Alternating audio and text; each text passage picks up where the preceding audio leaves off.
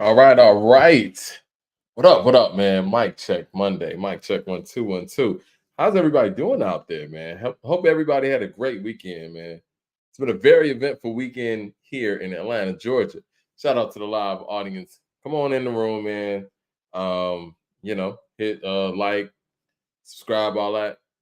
T2 Judgment Day is in the building already. Thumbs up in the chat, everybody. We're gonna get this thing going, man. We're gonna talk. Man, I really get tired of talking Drake and Kendrick, but there's always something. It's always something. Yeah, my man's first as always. Yes, sir. I am in the building. And it is a Monday. Yeah, thumbs up, guys.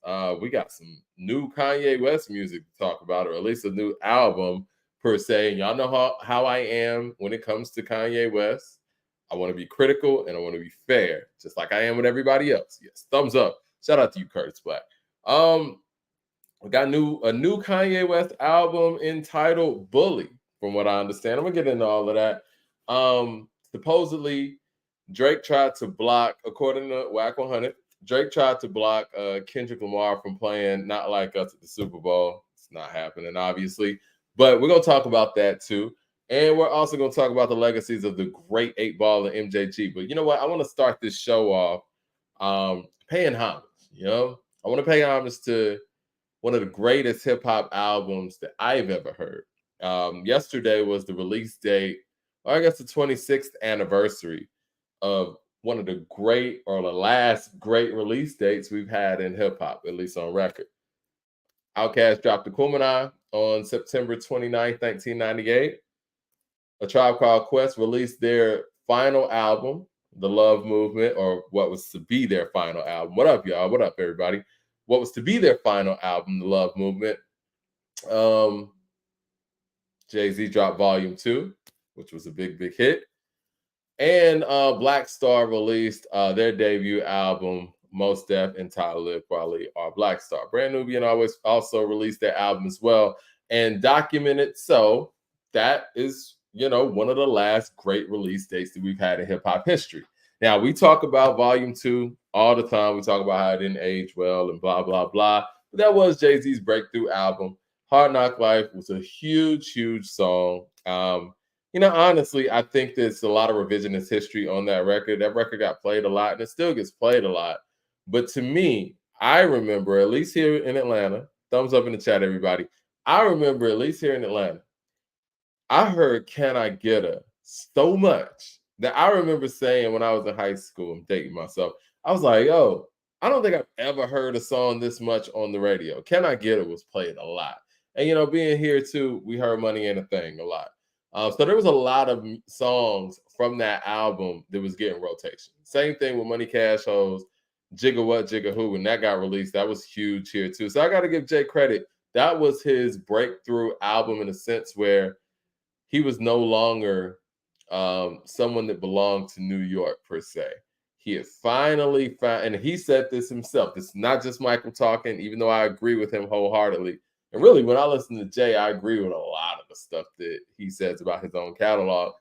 But that was the album when he was able to seamlessly make commercial records. And he was able to make that step from, this dope lyricist to somebody who can make radio records. And Volume 2 is that moment.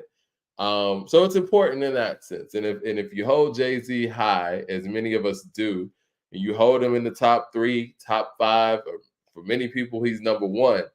Volume 2 is important for that because before Volume 2 or without Volume 2, he's more of a what's the word I'm looking for? He's more of a folklorist type of figure in Brooklyn and incredible lyricist. Almost, one of those things where, Biggie said this and Biggie said that. And I'm going to get to, I saw what Leroy had to say on yesterday's show as well. I'm going to get to that where he says that Jay-Z is the feature king, because I really think that from my research, the answer to that is really Biggie and possibly Method Man as well. But we'll get to that in a second. So yes, Volume 2 is important. Very important record. I remember also feeling like Black Star wasn't getting the love. I was a big Mos Def and Talib fan growing up because those guys were different. They dared to be different. They kind of had that, that back package feel, which I was really, really into because it was all about the lyricism and it was all about the lyrics. And you also felt like these guys belong to us. They belong to hip hop. You're not going to hear them on the radio. At least you didn't hear them on the radio here. I didn't hear them on the radio here. Hey, what up, Poets and Rhymes? Shout out to everybody, man. Thumbs up in the chat. We're going to get to it today, man. He said LL dropped the album of the year. Maybe he did. Maybe he did. We can talk about that, later on. But Black Star was special because, to me, Mos Def really connected. And Talib really connected too, like as just a spitter. And that album is important because it's one of those, I don't want to say hidden gems, but as big as the Kumina in Volume 2 were, you felt like, yo, y'all sleeping on this group over here. Because Mos Def and Talib, they were damn near a super group that hadn't went solo yet. We already felt like they had those solo chops. So them two coming together was a no-brainer. It was like, oh yeah, Definition, Redefinition, Respiration, Brown Skin Lady. It's a dope album. Now, is it a Kumina or even Volume 1 from a commercial standpoint? No. But it's a great album to be released and fly under the radar, if you will. Because again, talking about Outkast dropping their third album, a 5 mic album at that, and I'm gonna get to that in a second. Volume 2, Jay-Z's breakthrough album. So it's a whole bunch of hoopla and a whole bunch of media and a whole bunch of press for that. Because again, Can I Get Us everywhere? Hard Knock Life's everywhere. Money and the Thing is everywhere. And then you got Tribe dropping what was billed as their final album. And I'm gonna say this about Tribe, and y'all know how much I love Tribe. And I'm an Outkast guy. I'm an Atlanta guy through and through. I was here for their whole run. It was magical. It was amazing. I think bar for bar, they're probably the toughest duo that you can even name, right? I have to say, in the end, and just all around, I may put Tribe ahead of Cast slightly, but that's a longevity conversation. That is a influence conversation. That is a ground floor conversation. The fact that Cass had Organized Noise, whereas Tribe had Q-Tip. You know what I'm saying? Like, and he was like a 19-year-old who made, People's Instinctive and then went on to make the Low End Theory the following year, which is fucking incredible. So, from those standpoints, and I also feel like, Tribe's music slightly aged a little bit better. With all that being said, I respect the fact that Tribe gave us that closure, even then, that you know what, this is going to be our final album. I don't want y'all out here, asking Fife when's the next Tribe album, or asking Q-Tip or Ali when's the next Tribe album. This is it. We're all going to do our separate things. And as sad as that is to see, and as sad as that is to hear as a fan, at least there's a level of closure. And it's funny, those guys were actually able to make an album even after that. But the Love Movement, even though it wasn't at the level of the other Tribe albums, I appreciate the fact that we did get that level of closure with the Love Movement, and we did get a record like Find a Way. We did get some dope ass remixes as well. So I mean, a whole bunch of respect for Tribe and the fact that they were able to do that and put out the Love Movement in such a very heavy day. Now, hold on, what we got here, guys? Are they letting y'all super chat? Let me make sure everybody's good. Everybody good in here? Thumbs up, everybody good, man. Because I want to make sure that, I'm saying, the chat's all good and people able to converse, because we're gonna talk about some things today. But yeah, so lo and behold, Tribe dropping their final album, Here Comes Outkast, with, in my personal opinion, and I don't even know if it's a personal opinion, with their best album to date. And this is the same group that gave us Southern Playalistic and ATLians. I don't know if I was just too young to really understand what standards were, or I was just so, engulfed in the whole run the Outkast was on. But man, when they dropped the Kumina, I remember listening to Greg Street. Shout out to Greg Street, the legendary Greg Street. He's on the radio here in Atlanta for the people who don't know. He was the guy who, when Soul Food dropped Goody Mob, he played the whole album on the radio. Same thing with ATLians, whole album on the radio. I remember when Kumina dropped, or was about to drop, because he had the album before we did, of course. He played this whole album, and I'm sitting here in awe, like, what the hell am I listening to? And it's all great. It was on the surface, it was on the next level as well. The bar work was incredible, the songwriting was incredible, the production was incredible, the instrumentation was incredible, even the skits were incredible. The way they lined that whole album up, it just made so much sense. Like, I had never at the time heard as it talk about Cole returning to form. I'll talk about Cole in a second. They talked about Cole a lot yesterday. Shout out to the Weekend Rhyme. I'd never heard an album in hip hop, at least in my era at that time, that was so complex, yet so simple, yet so on the surface and so seamless. And shout out to the Source Magazine for giving, Akumina its rightful 5 mic rating, because to me, that set a new standard of what 5 mics was supposed to look like. Because before that, the 5 mic album we had was Life After Death. That was a little bit of a slippery slope because, it was a double disc. It was big. Big it passed by the time that Big was murdered by the time that the review came out. So there were questions even then, believe it or not. Did this album get 5 mics because Big died, or is it really a 5 mic album? In retrospect, I think it's a 5 mic album. But the one before that, where you had the living artist, was Illmatic.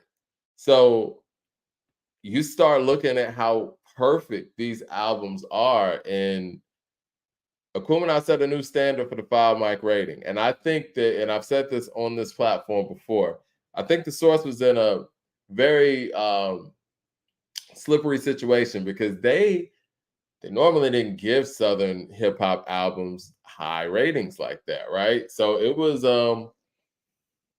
they were put in a situation. Actually, I don't even want to say Southern. The only other 5 mic album that came before there wasn't a 5 mic album that wasn't made in New York. Ice Cube made America's Most, and that was made in New York. And so before Kumina, every single 5 mic album that the Source rated 5 mics was recorded in New York or, made by New York artists. And Kumina was the one that broke the mold, but I think the placement of the issue that it was in really forced the Source's hand to give it its rightful 5 mics, because it was being rated in the same issue as Volume 2.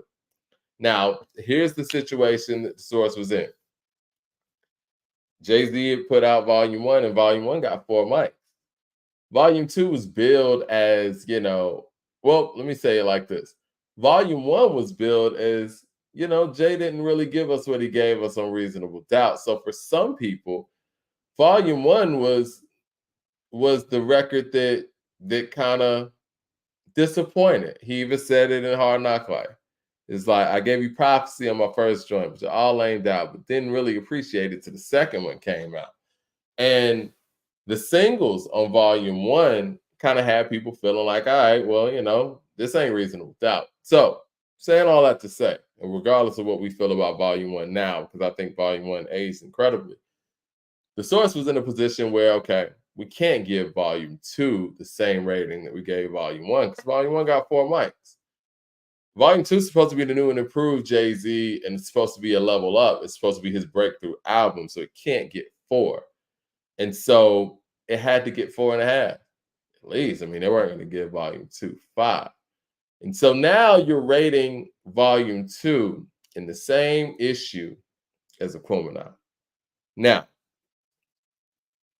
no one on earth is going to listen to Volume 2 and listen to Akumina and say that both of these albums deserve the same rating. So I think based on where these the issue that these albums were placed in, the source was put in a position where they had to give Akumina its rightful 5 mics. And I mean, I think everything's strategic in this game, and great job by LaFace Records by making that happen in that way. But well deserved, incredible album. That album changed the way I looked at hip hop. I mean, there are moments in hip hop where you hear certain people, you hear certain albums, you hear certain songs, you hear certain verses that open up a part of your brain where you're like, I didn't even know that was possible. And Akumina is one of those moments for me where I didn't think that all those things were possible on a hip hop record. I didn't believe that you could have, a horn section and these guys doing spoken word, or you could have a record like a Liberation on an album like that, or you could have a harmonica solo on a hip hop record, not to mention the electric guitars and things like that. No, the title's not misleading. Stay tuned, Tangy is a Tangy show. Yeah. No. I'm going on a little diatribe, giving, props where props is due. We can get on to the other subjects in a second.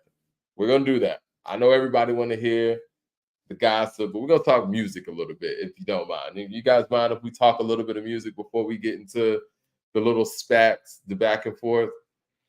But yes, shout out to Akumina. Incredible album, one of the best hip hop albums that I've ever heard during my time of, I guess, my formative years. I would say it is the best hip hop album of my formative years. I think that Illmatic starts a little bit before that for me, but it's one of the greatest hip hop albums ever. Shout out to Outkast for that. And maybe one day we can get another Outkast album, right? All right. Well, now that that's over, Kanye West has announced that he's dropping a new album, Bully. Bully, is that the cover? Who knows? It's Ye, man. All right. This is where I'm at with Ye's releases.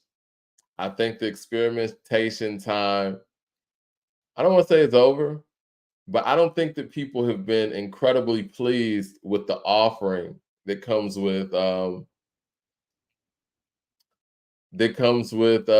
his Ty Dolla Sign collaboration. Ahmad with the super chat. He says, peace. R.I.P. Dikembe, the best shot blocker all time. R.I.P. to Dikembe Mutombo. I'm glad you said that. I meant to start the show off with that, man. Dikembe is an Atlanta legend.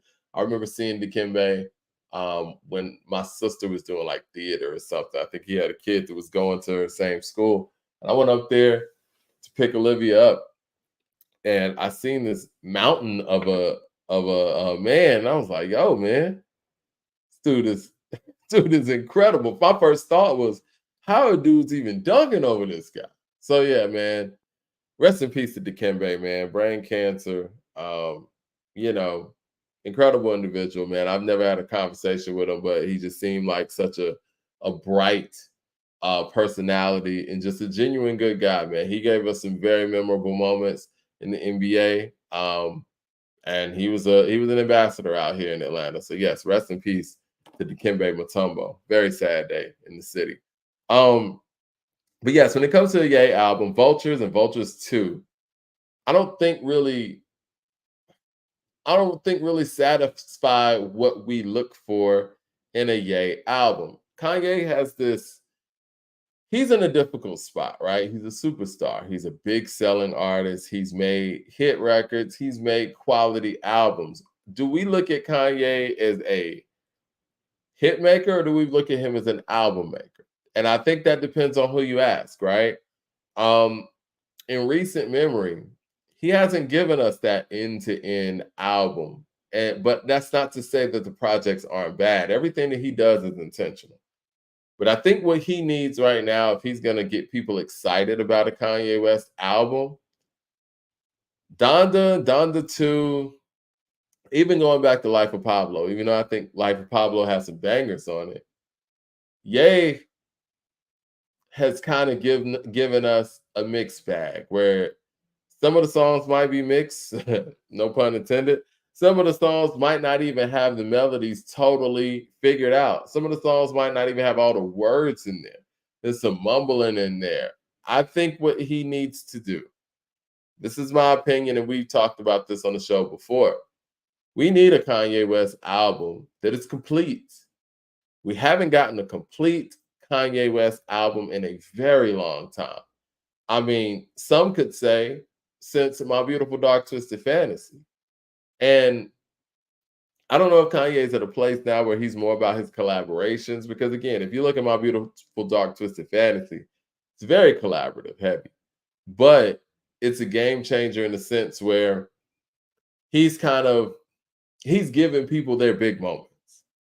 Nicki's big moment is on My Beautiful Dark Twisted Fantasy. Pusha T has some big moments as a solo artist on My Beautiful Dark Twisted Fantasy. Rick Ross has a huge moment on My Beautiful Dark Twisted Fantasy. Same thing with Kid Cudi. And so he's kind of letting you into, he's giving you a window into, I don't want to say the next generation, but the people who are about to make some noise in the next 5 years. That's why that album is so, so important.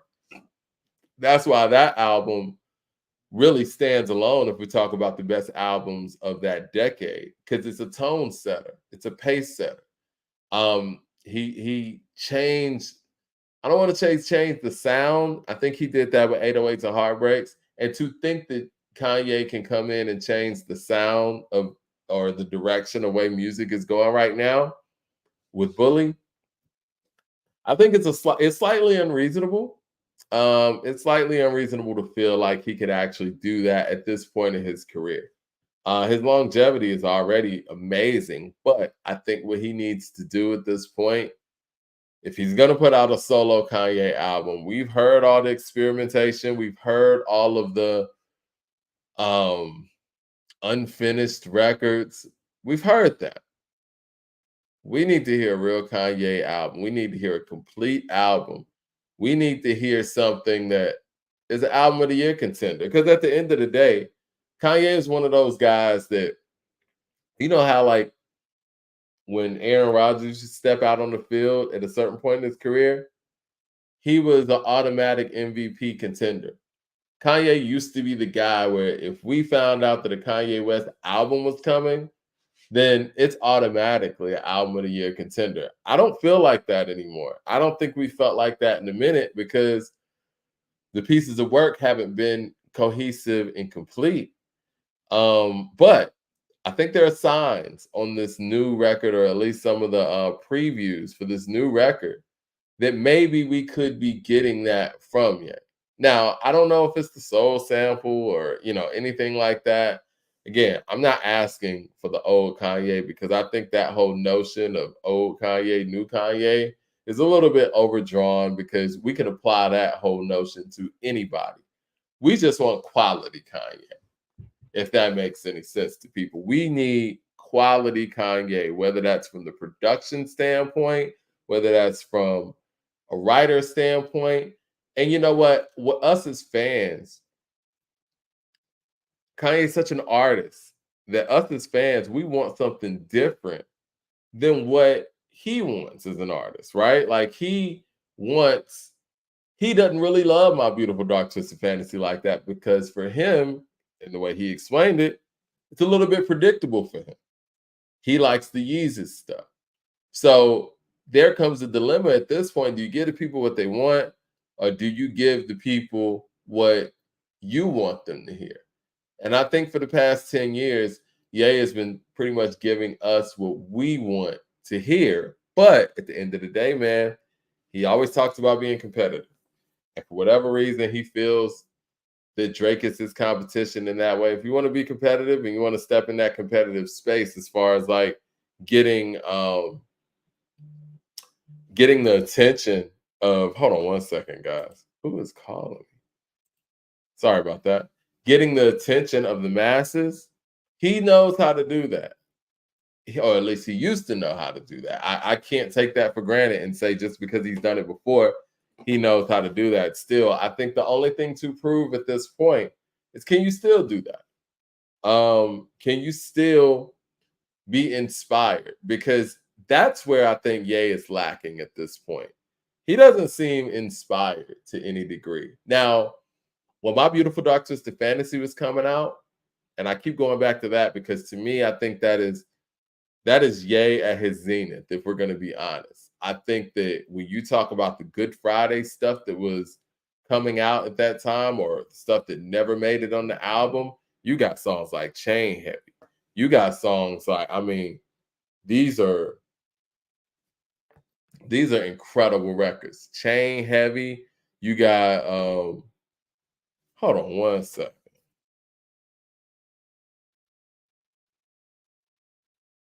Hold on one second. Let me get Shavana here. Let's link.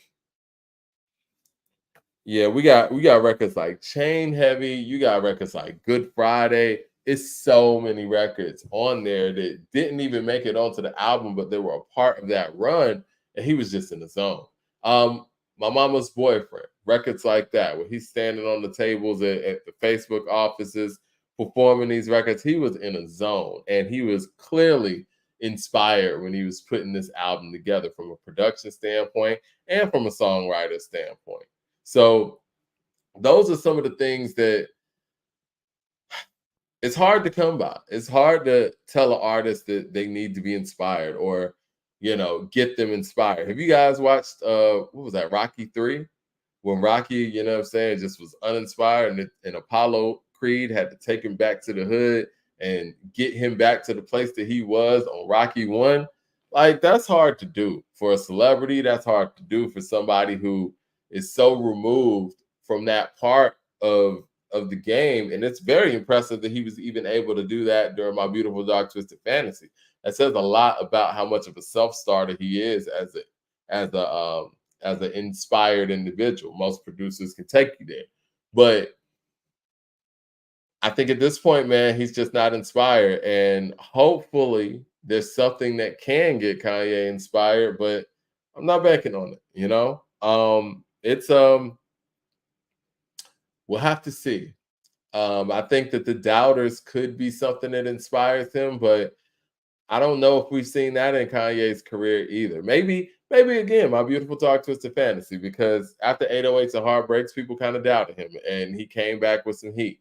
And you could even say, as a producer, what he did with Common's B after Electric Circus, where Common was being doubted. So yeah, maybe he does have that in him. And this is a moment where a lot of the fans are doubting his ability to go out there and make a classic album, or make a album of the year contender. And it's crazy that we're sitting here saying that Kanye West is not in a place to make an album of the year contender. Like, I think he needs to correct that, and he needs to make sure that that's not the case. Now, y'all talking about J. Cole, man. Man, J. Cole did his thing on the. You talking about 93 into Infinity, or which record are we talking about here? Hold on, I got Siobhan over here. Let's see. Yeah. Well, I know that recently J. Cole said that he's the feature king. And I know yesterday on yesterday's show, The Weekend Rhyme, Leroy Green said that Jay-Z is the feature king. I don't think Leroy's in the room yet.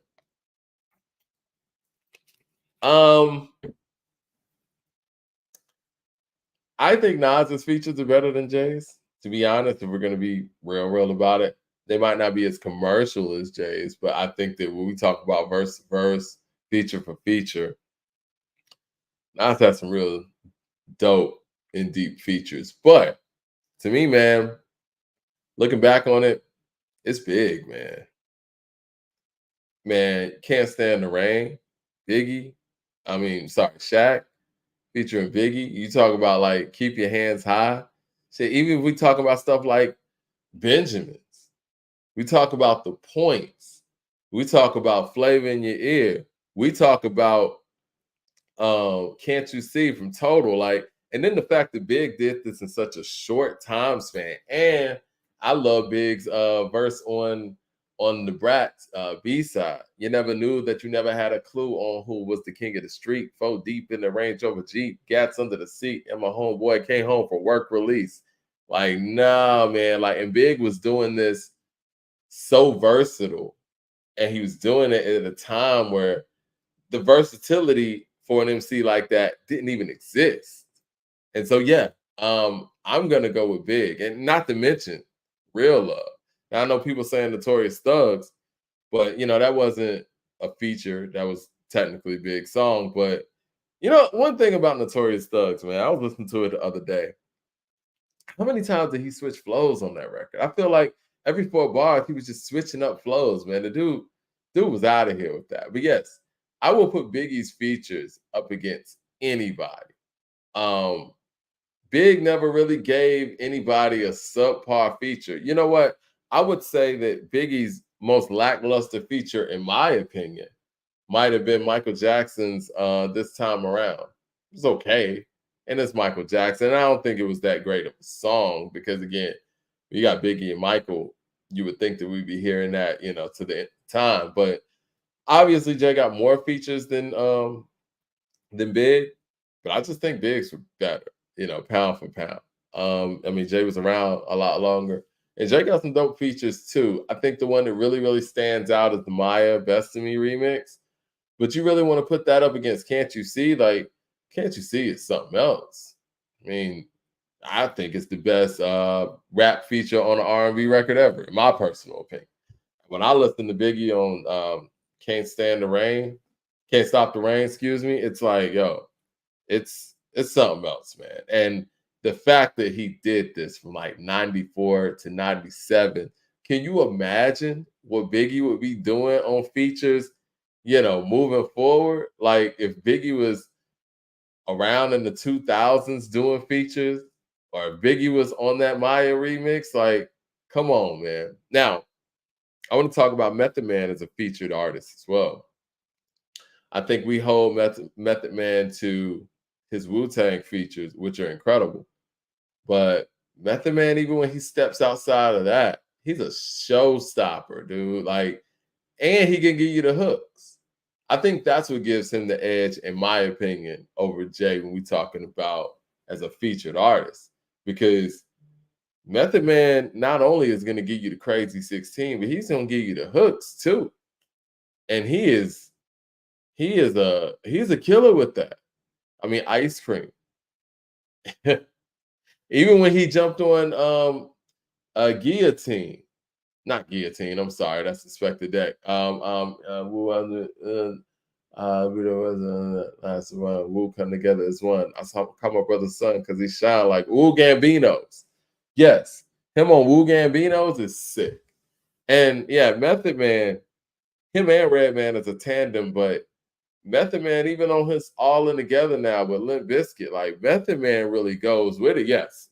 Yeah, I said that. Wu Gambino's, man. Like Method Man's one of those guys that on any given day, he can have a better verse than everybody. Like even the Vibin' remix, where Boyz II Men had Craig Mack, Busta Rhymes, and Tretch. That's a deep lineup right there. That's a sneaky lineup.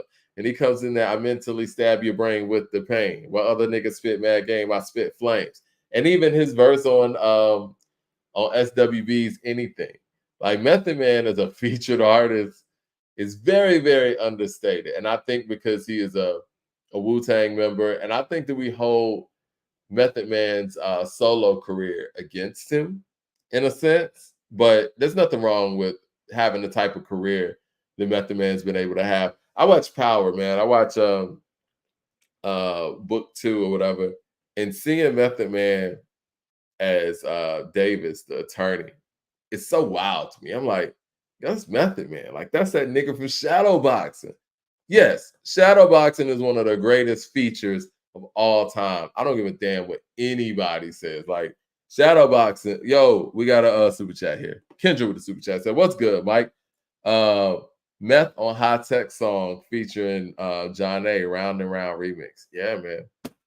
I mean, when does Method Man really let people down on a feature anyway?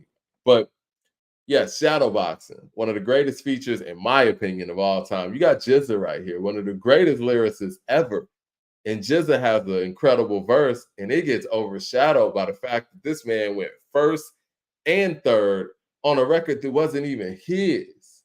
Like, I break you down to the bone gristle. How you start a record off like that, man? Those people, Scalp Missile, Heat Seeking, Johnny Blaze, Nightmares Like Wes Craven. Niggas got it. My third eye seen it coming before it happened. But yeah, people say that Method Man solos are great. But I think that when it comes to Method Man and his solo career, he gets he gets he gets critiqued based on only built for Cuban links, based on Iron Man, shit, even based on what Redman did as a solo artist. And I think that it's incredibly unfair. But it is what it is. I will say this: Method Man is an elite talent. And so the fact that we expected elite albums from him, I don't think is a problem. But at the end of the day, we do have to accept the fact that this man stood out in the most lyrical group of all time by far. Like, I don't think anybody can argue that Wu-Tang Clan is the most lyrical rap group of all time. There's no group that is going to stand bar for bar with Wu-Tang. And the fact that he was able to be a standout in a group that is that talented and that dense, got to give that man credit. Um, and I personally believe that Method Man is the reason that Wu-Tang crossed over to the level that they did. I think Method Man and Dirty have a whole lot to do with the crossover appeal of Wu-Tang out the gate. Because for a lot of people that didn't get it, said Method Man has 0 classic albums. I mean, that could be true. I mean, you know what I'm saying? But there are guys who don't have a championship that are Hall of Famers, though. I think that, and to say that a Lupe or somebody like that's better, I get it. But you got to ask yourself, how many people could do what Method Man did? How many people could get in a group with Raekwon, Ghost, Jizza, RZA, Old Dirty, Inspector Deck, Kappa, You God, Master Killer, and be the guy? Who could do that? I mean, Method Man is very, very special to be able to do that. He is the standout in that collective, and that's hard to do. I gotta ask you guys though, and I hate to drag this person in here because he's another standout, so I gotta call it what it is. Why doesn't Method Man get the passes that Andre 3000 gets? As far as the fact that their solo rap career didn't reach the expectations that people set forth for. Why does Andre get to, I guess, relish in the Outkast catalog, and we don't do the same thing for Method Man and his contributions to the Wu-Tang catalog? Why is it not balanced in that way? Because the things that Method Man did in Wu-Tang, you take Method Man off of these Wu-Tang albums, or you take Method Man off of even Only Built for Cuban Links, things are drastically different. I'm gonna say this. Nah, I shouldn't say this. I don't think Andre has enough solo material to even qualify in a debate with Method Man, but I would have to you would have to put Method Man over Dre. You would have to. I think that Dre has more content. He's able to talk about more things. He's versatile in that way, but he hadn't made a I'll Be There For You, and he hadn't made a Bring the Pain. He hasn't. So it's like, how could I even put Dre over Method Man in that sense? It's very difficult and damn near impossible to do, because we're gonna say, like, by what metric?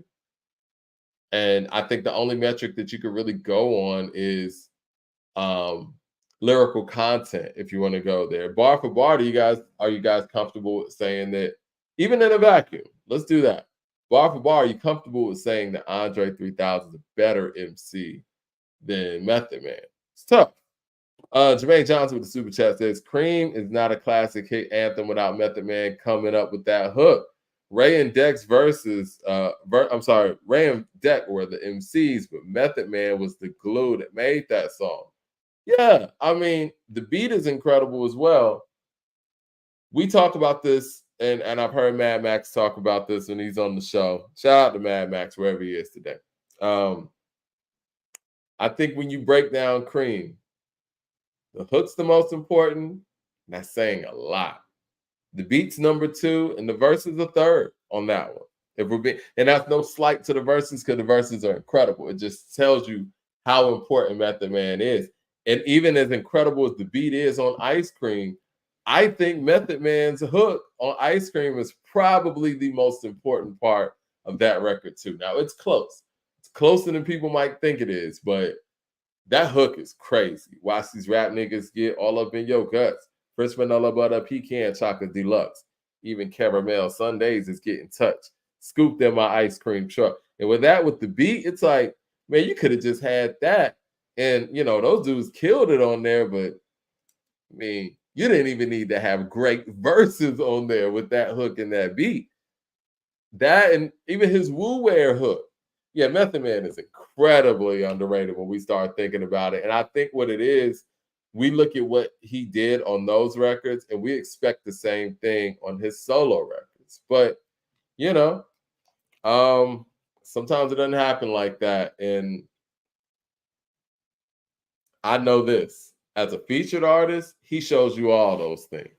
He might not do those same things as a solo artist or give you glimpses of those things with like Bring the Pain and I'll Be There For You. But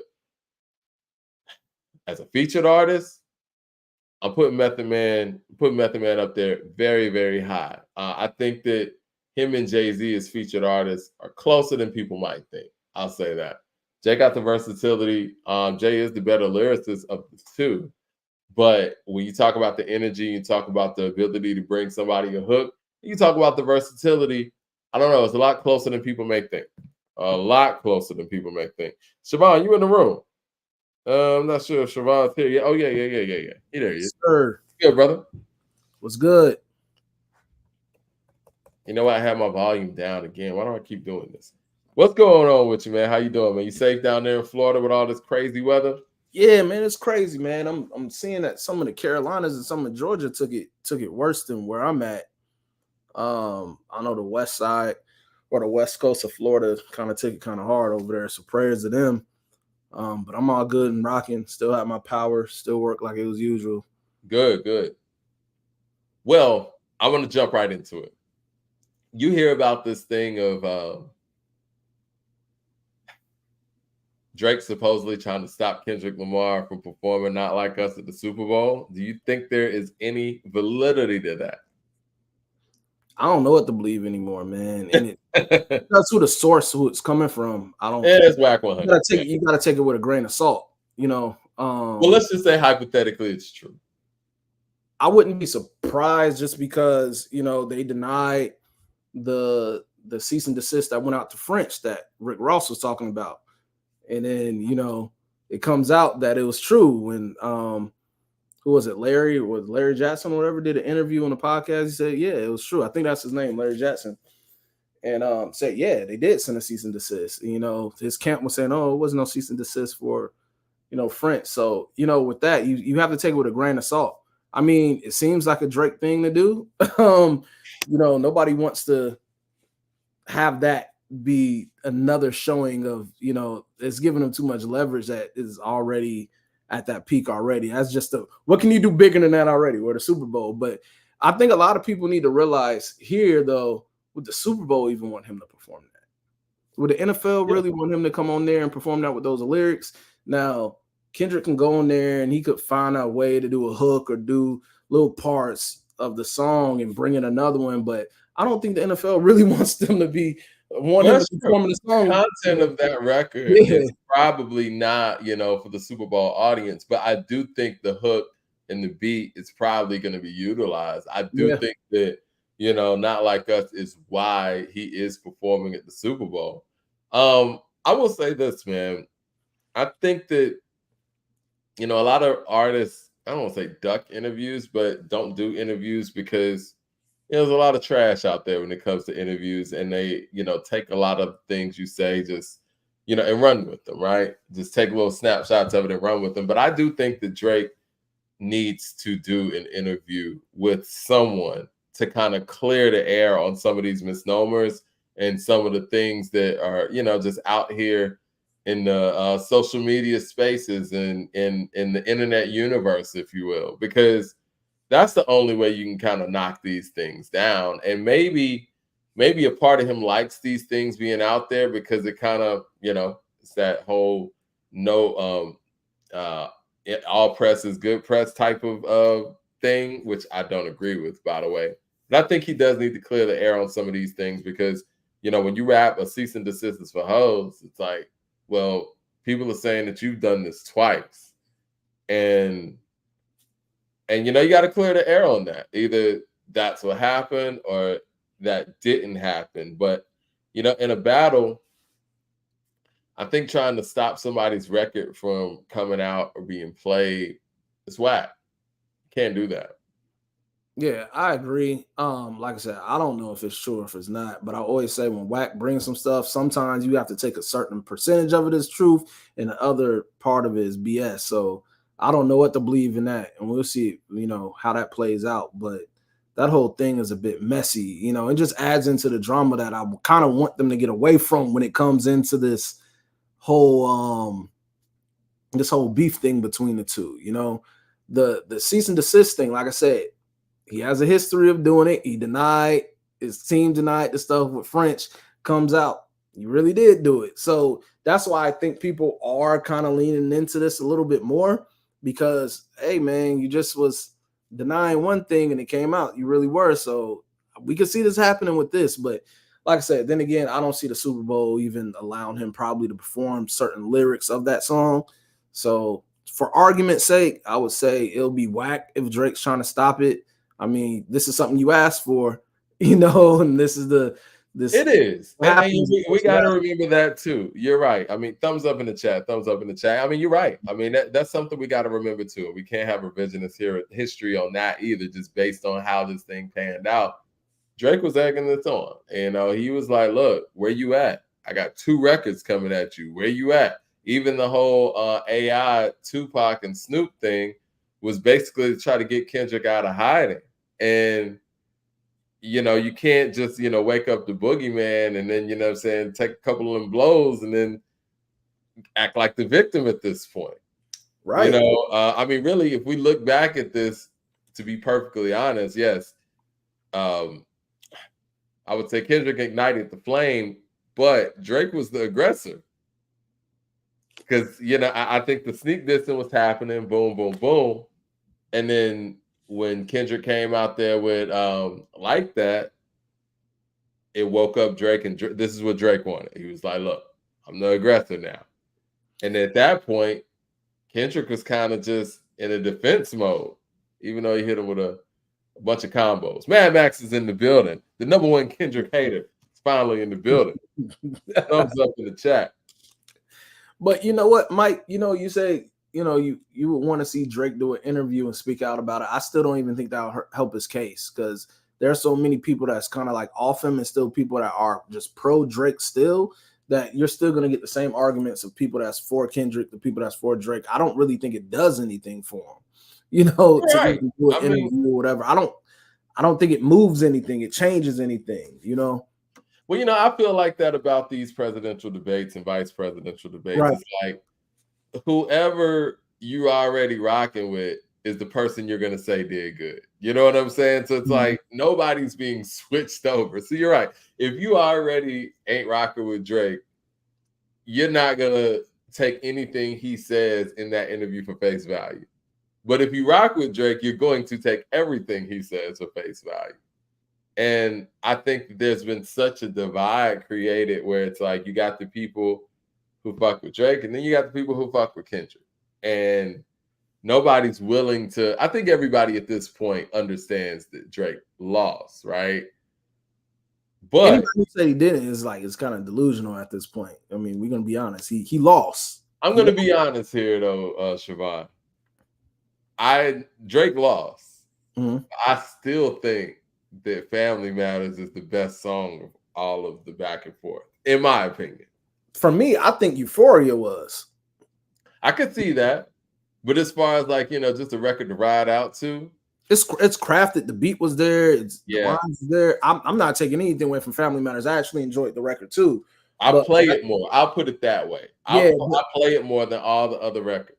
Yeah, but the reason why I say Euphoria more, because it's like, I feel like you had a couple of lines about Kendrick, but it wasn't directed solely to just him on that record. He's taking shots at ASAP and other people, Rick Ross and stuff. It's not like really a directed Kendrick beef record. You dropped a couple lines, a day free line and all that. Thought it was clever. You thought it was going to do something. Had some people speculating, but I think he wasted time on other people on that record. Exactly. Now, if he would have had that just being like a Kendrick record, like towards him, I think I would love that more. But for me, I think Euphoria is the one that did it for me out of the whole series of the back and forth. Well, he gave it to Kendrick on that last verse, right? Like Kendrick got that whole last verse where it's like, when you put your hands on your girl, is it self-defense because she bigger than you? Get it. I got it. The blacker the berry, the sweeter the juice. I get it. You think that you venture from juice. I get it. You like to put gin in your juice. He was going in on him on that last verse. Yeah. But that second verse, man, we don't talk about how much he gave it to ASAP, man. ASAP, he got it on that one. Yeah, I feel like. Did you and I talk about, how do you feel about J. Cole getting on that ASAP Rocky song? When you look at what transpired, it may look bad on Cole's part, but it's like they are in the incoming class together, man. I just kind of feel like the timing is bad, though. All the time that you could have worked with ASAP, though. You know what I mean? Now? Yeah. The timing sounds wild, and that's going to be with anybody who he collabs with that's kind of going against Drake. You know what I'm saying? So the timing is going to be bad, but it's just like you're looking at, like, I think it was something to that extent with other rappers before. It's kind of like you either stay out of it or you in it. I know when it was like the whole 50 era, 50 was like, oh, you collaborate with him, all right, you get it too. That's how. Right. But I think it's kind of different now, man. I don't know how that is. I really am interested in how this Drake stuff is towards J. Cole now. Like, does he now, diss him too? Or, they said there was little subs and certain things else for Cole. I haven't caught them or I haven't seen it online, but it doesn't matter. If it's not directed, I don't respect it. But the thing is, though, all right, of all the times the ASAP could have called on Cole, right after, Drake is, going in on ASAP and they're going back and forth, bar for bar and all that. It's like, nah, don't call me now, man. Like, chill. I'm not going to jump on this record now. Like, I get it. I appreciate it. I ain't got no problem with you. But, I just went on tour with this man. We done did, first person shooter together and all that. That's my guy. I'm a chill. You know what I'm saying? But the fact that he did it and the timing, I mean, it's just not a good look, in my opinion. And I think that Cole's one of those people that people love so much. And, he comes across as such a good guy and a wholesome guy. No one's going to call him out for it. Now, let Jay-Z have done some shit like this. You know what I'm saying? Like, it would have been like, oh, man, that's some sucker shit, yada, yada. You know what I mean? I was going to say this, too, Mike. I think a lot of people don't really care about it that much because I don't think they view the ASAP and Drake as a real beef. Like, they throw little lines with each other, but we know what the underlying factor is. We know who stands in the middle of what that's about. And that's really Rihanna, and the lines he said towards her. Like, I don't really think that's a real beef to why people will be like, oh, you went and did that. And even when you have ASAP addressing an interview saying like he doesn't see it that way, he'll throw some lines at him. We got bigger fish to fry. That's what he was saying. Like, that gives you an idea. This is not as serious as it is. They'll continue just throwing jabs, but I don't see them really going one-on-one like Kendrick and Drake. I don't see that happening. Mad Max with the Family Matters bars is good kid, Mad City van. We're gonna pop the door, pop the latch and let the door slide. Tears running down my face as I laugh at your kitty dying. That's a war cry. Yo, he was going in on that record. Like, I think that he should have broken up Family Matters into 3 different songs, but I think that in his mind at the time, he didn't think that Kendrick was going to come back with something so quick. So he was like, you know what? I'm going to come with the finishing move. Like, Family Matters was a good record.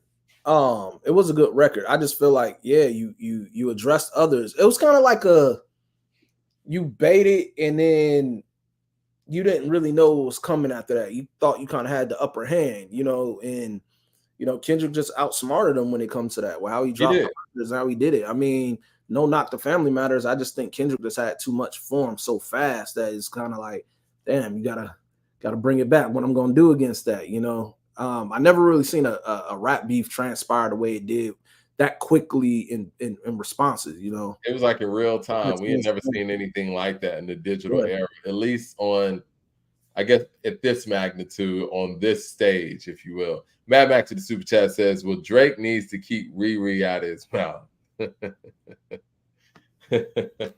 He's not going to do that. Because Drake always goes there. And see, that's funny to me, though. You know what I'm saying? That's kind of funny. You feel me? It is. Like, you kind of got to leave that out of it. I mean, everybody else is able to, but your man Jay would do that too. I mean, I think Drake takes a lot out of Jay-Z's book when it comes to his subliminals and his back and forths. But the sad part of this is it's kind of like you can't do that when you're the one that get dropped by the chick. You feel me? Like, Rihanna, we've seen it on stage. Like, she's kind of curving them. Like, Rihanna looked like the boss. It doesn't look like Rihanna's ran through. It was like she's running through niggas. Like, that's how it feels like with her. She keeps it so deep when it comes to that. And like for him to speak on it and doing these little shots, like, yeah, I mean, if I was ASAP, I would have said something too. But it's just like, it never works though. Like, whenever dudes go for the chick, it never works. You know what I'm saying? Like, it didn't work for Jay with the condom in the baby seat. It never works. Everybody's like, it's just like, it's too much. Yeah, man. I mean, I do feel like the effects of Jay saying that back then kind of like hit a little bit harder than what Drake's doing with this whole ASAP thing, because we seen when Drake and Rihanna was kind of like involved, like that underlying Jay to Nas stuff, that was like some revealing something that only if you were around that, around there and seen or knew some info was going on, but that was like, oh, he just dropped a bomb. Well, it worked for Tupac. It worked for Tupac, I can say that. Yeah, but it wasn't like it wasn't like Nas's girl was like his baby mom's. It wasn't like she was baby mom, yeah. So that doesn't really work. Yeah, we know who Faith Evans is. Faith Evans was Biggie's wife, so it was a little different. And I think when that happens, it's current. You know what I'm saying? And whatever really happened, or if Pac was making it up, we'll never know, right? That's he say, she say at this point. But the narrative was, I'm sitting here doing this to your current wife. So that hits a little harder than I was with your current girl back in the day type thing, or I'm with your baby mama right now. Those hit a little different. Mad Max in the super chat says, Riri is ran through. We let her pass because she's Caribbean. He's wild, man. This conversation just took a left turn. But yeah, I don't know, man. I don't see how on the Super Bowl stage one could go out there and try to stop somebody from performing the biggest song of the year. I will say this, and Drake did this. I remember when Pusha T got on, what was it, Port of Miami 2, or one of Rick Ross's most recent albums, and he had a verse that was going to Drake, and the verse got taken off the album. And so you have to think that, I mean, who else did that other than Drake, right? I don't think that anybody else did that. So he has a history of doing things like this. To me, I think it depends, because around that time, was it like Ross still actively doing music with Drake, or they had pieced it up or some stuff? He was, but see, the thing is, though, Siobhan, it's like, that's something that shouldn't have even hit the airwaves then. You know what I'm saying? Like, if it was like that, then, I mean, you telling me Ross didn't hear his own song? You know what I mean? Like, I mean, at that point, when you hear the feature, you're like, oh, man, nah, don't do that, man. That's my guy. It's all right, cool. But it feels like it was already done. It was already packaged, ready to go out.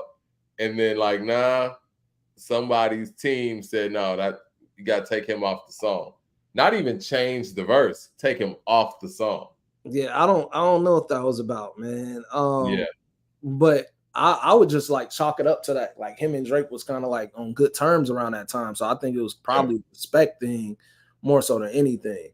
Or he just didn't want to get in the mix with Drake at that time. Now, you know, he got all the smoke for him. But back then, I just don't think that was the time. Yeah. Like the industry workings of what goes on behind the scenes is always interesting when you see how. Do you think there was a real concerted effort to get Drake out the game? Because it does feel like all the people like teamed up on him at once. Like, no, I do think it is, but I don't think it's from these specific artists. Like, I think there's certain people that want him out of there, like your Kanye at one point.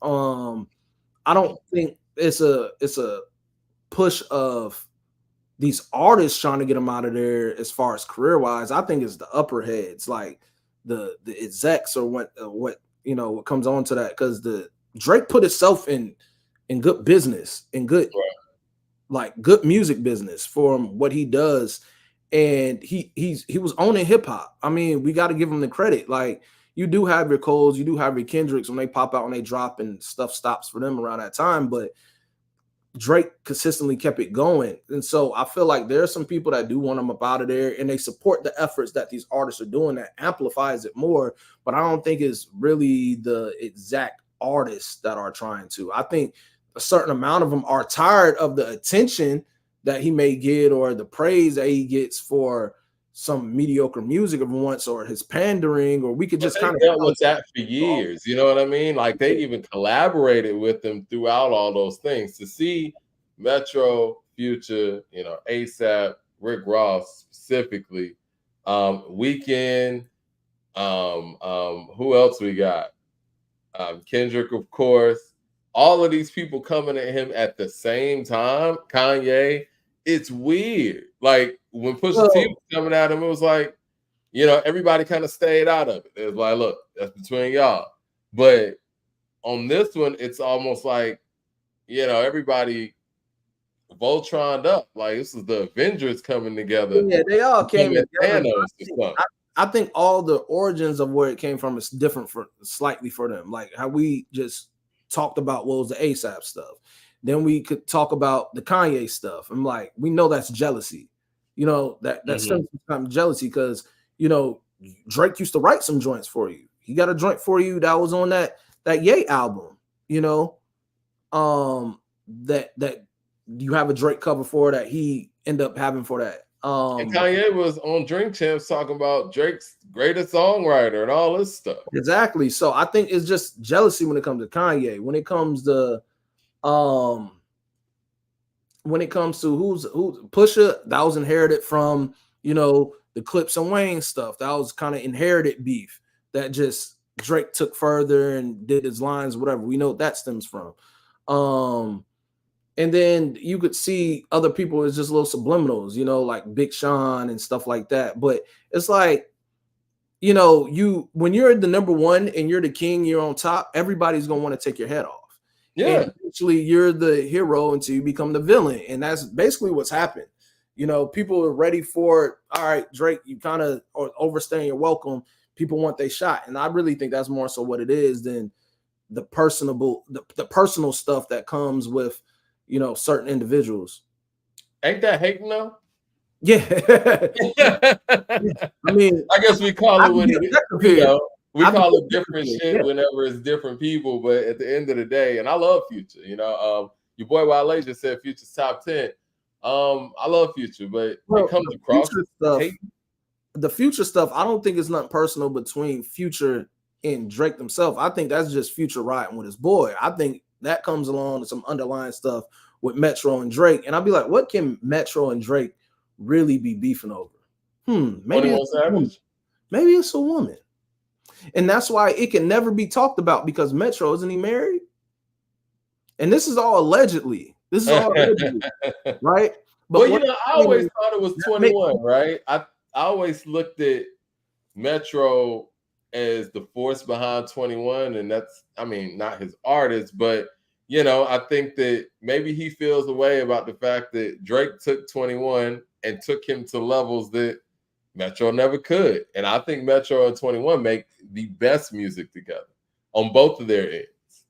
Yeah, that could be an underlying factor. To me, I was kind of think, man, what makes that Like, because to me, it don't seem like that's real beef. It seems like there's something petty that's going on between Metro. And, it's interesting to me too that Wayne is Wayne, so it's whatever. But from Wayne and 21 standpoint, and Yachty kind of does this too, but I don't think Yachty's at the level of 21. I could be wrong, whatever. But it's like, ain't none of them telling niggas to chill. Like, yo, man, that's my guy. You know what I mean? Like, he cool. Like, chill. But he's taking all this on by himself, which is it's interesting. Man, Max Super Chat says they want Drake out, but no one's in. But no one's in 15 years has been able to dethrone him.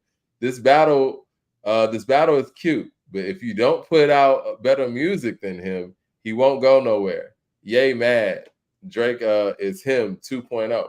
So I agree with Mad Max to an extent on that. He does have a point there. He's saying that, like, we got to think about 15 years. Like I said, you have Kendrick, he does his thing. You have Cole do their thing, and they just kind of disappear. Drake has consistently, even when he's not putting out albums, he's putting out music that's like consistently in keeping this hip hop thing sort of alive. When you're on the top for that long, you have to put out great music to top what he's doing.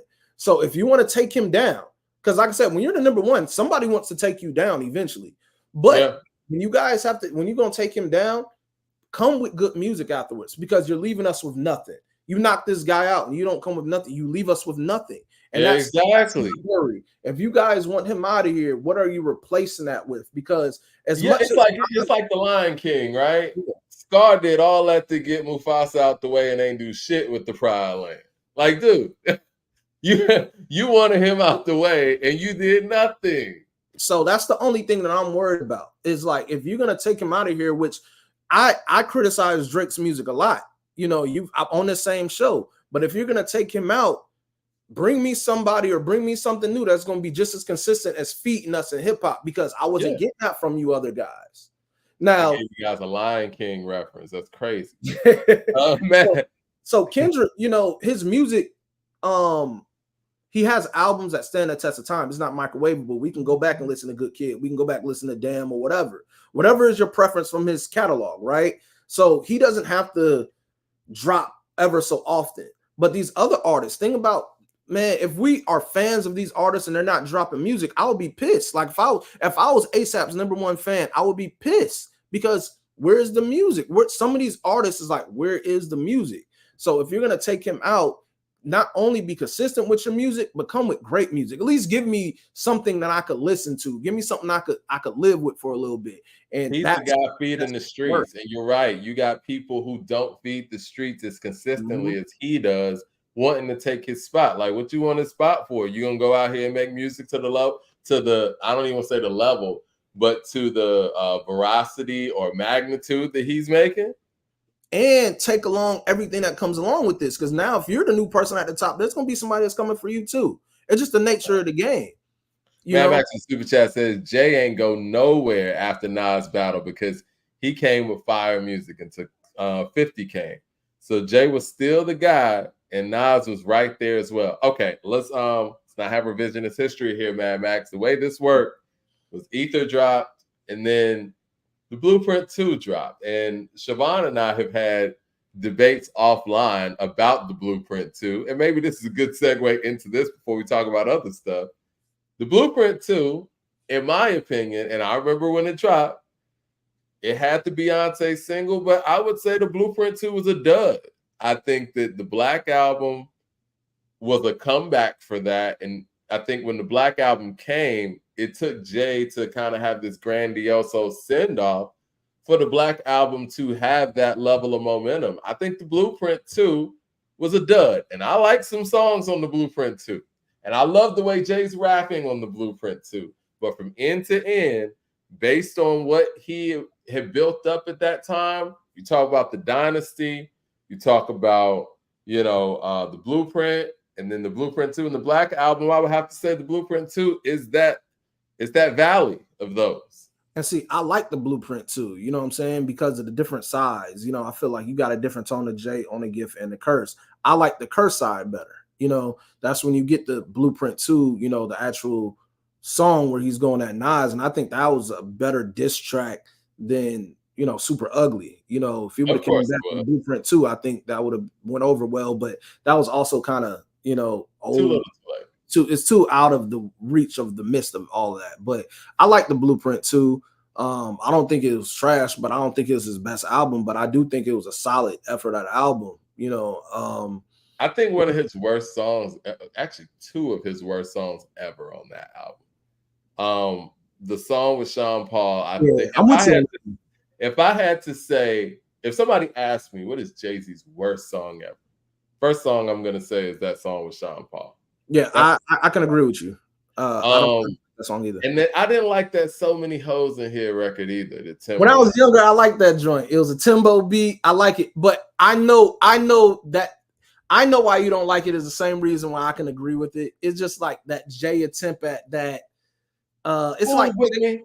Yeah, it's like the Jigga My Nigga song on there, the Jigga that nigga Jigga. It's like on the Blueprint. I like that joint because it has a bounce to it. So I like that record. I'm biased. Jigga That Nigga Jigga is weak on the Blueprint, but if it was on the Blueprint 2, it would be one of the stronger songs. Now, one of the songs I do love on the Blueprint 2 is that that Neptune song.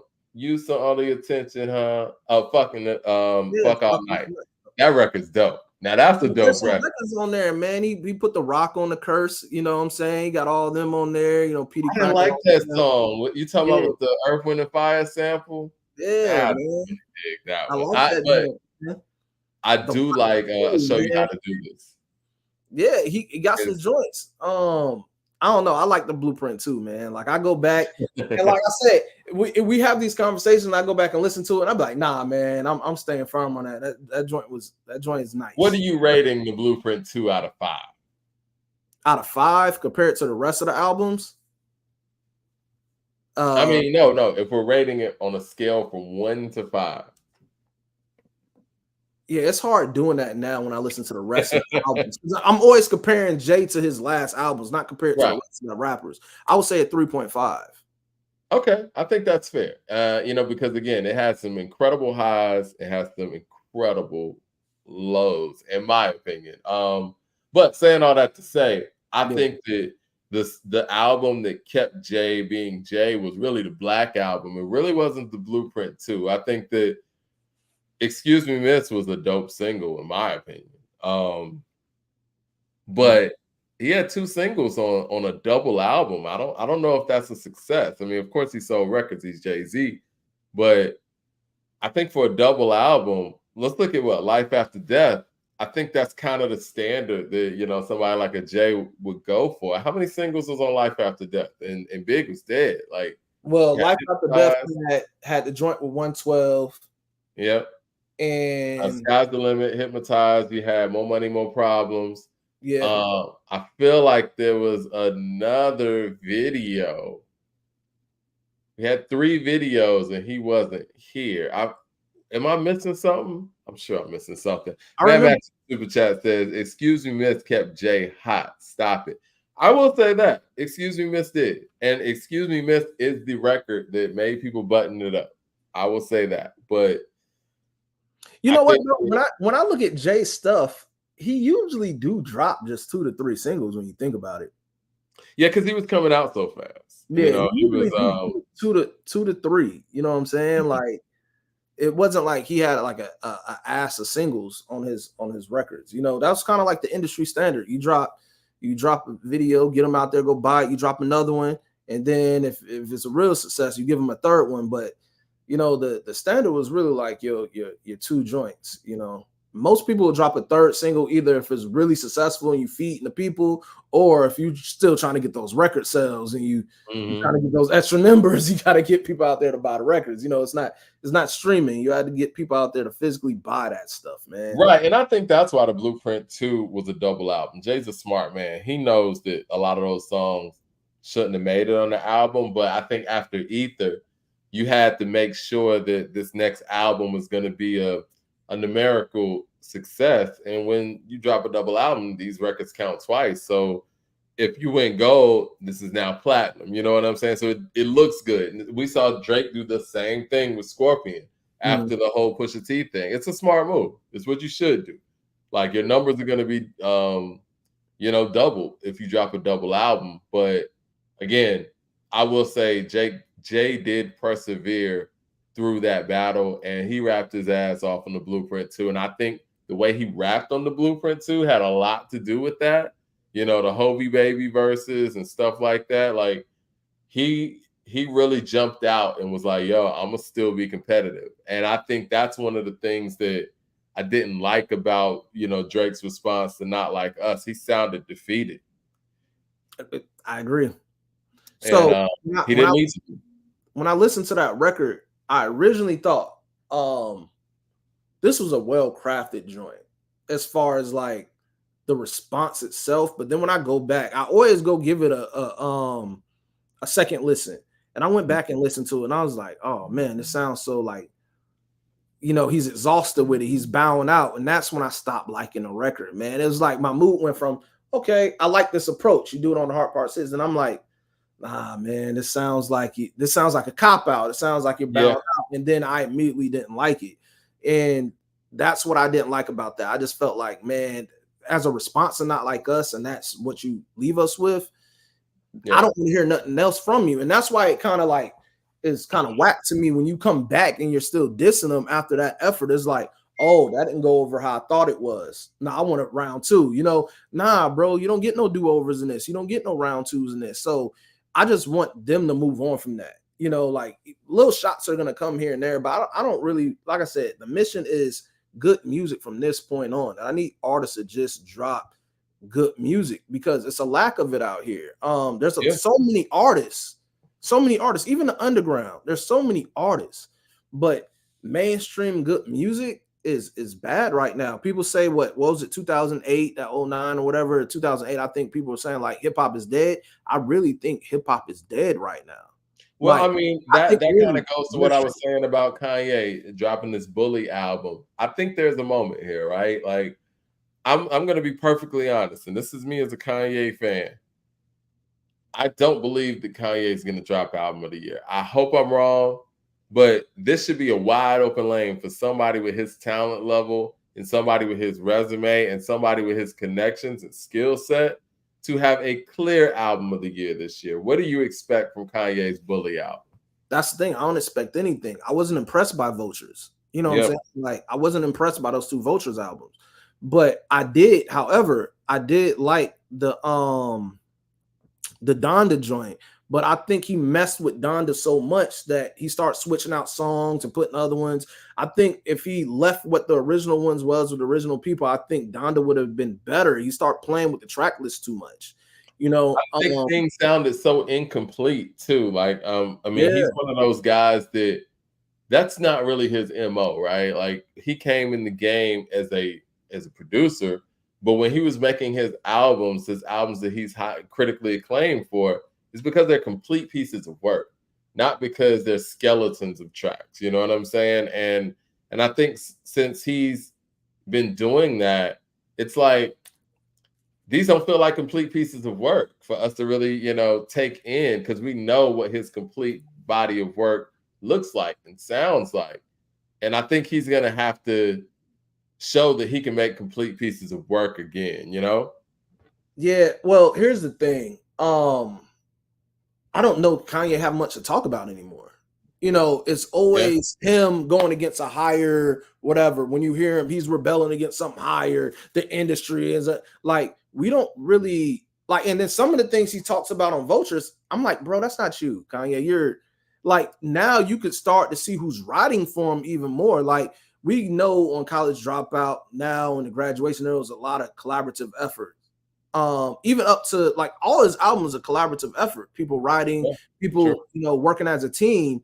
But now you could really start to hone in on stuff sounding disingenuous in his music. I'm like, Kanye, you're talking about, you're not doing this. Like, you're not living like this. Like, he sounds uninspired. Like I said earlier, it sounds unbelievable, Yeah. Man, so I'm not expecting much from a Kanye album now, is because I feel like he's a victim of his own genius, and I feel like the stuff outside of the music, it usually used to help him with his music, sell the records. I think now is making people just like not want to hear from him now. I think it's getting to him as an artist. Like Yeah. mean, I can kind of compare this to Michael Jackson almost in a sense where I didn't like when Michael start singing about how torturous the fame was and this and that. It's like, yeah, it's not how you really want to hear the artist, you know. And I get it, that's what you're going through, and that's being honest to the art. I mean, if Kanye's going out here speaking about what he's going through currently, that's fine. But like you said, people don't want to hear that, unfortunately. And you know, it's so much that he gives you, even when it comes to interviews and just his perspective and all that stuff. But at this point, we want to just hear some good music, no pun intended. Well, honestly, Kanye's music reflects his rhetoric. It's everywhere. And Yeah. that's the thing. Like, he started to lose me sonically. It's not more so the songs itself, it's just the sonics of it. It just be noise pollution to me sometimes. Like, I used to feel like that when I first heard Yeezus. And then I sat on Yeezus and I was like, I love the content on Yeezus. But originally I was like, I can't get jiggy with this, dog. Like the sonics of it. And now I kind of appreciate that more because it's a little bit ahead of its time. But now it's everywhere now. And I feel like artistically it just, you know, it's kind of everywhere. You could kind of see the madness and the music come out more where it's not more beautiful. It's kind of like more convoluted. And I just think he needs to get back being centered to certain music because like The Life of Pablo was a good album. And we could hear the influences on that. You can hear the Chance influences on that. Oh, yeah, for sure. You can hear the Travis Scott influences on that. But Life of Pablo is still a good album.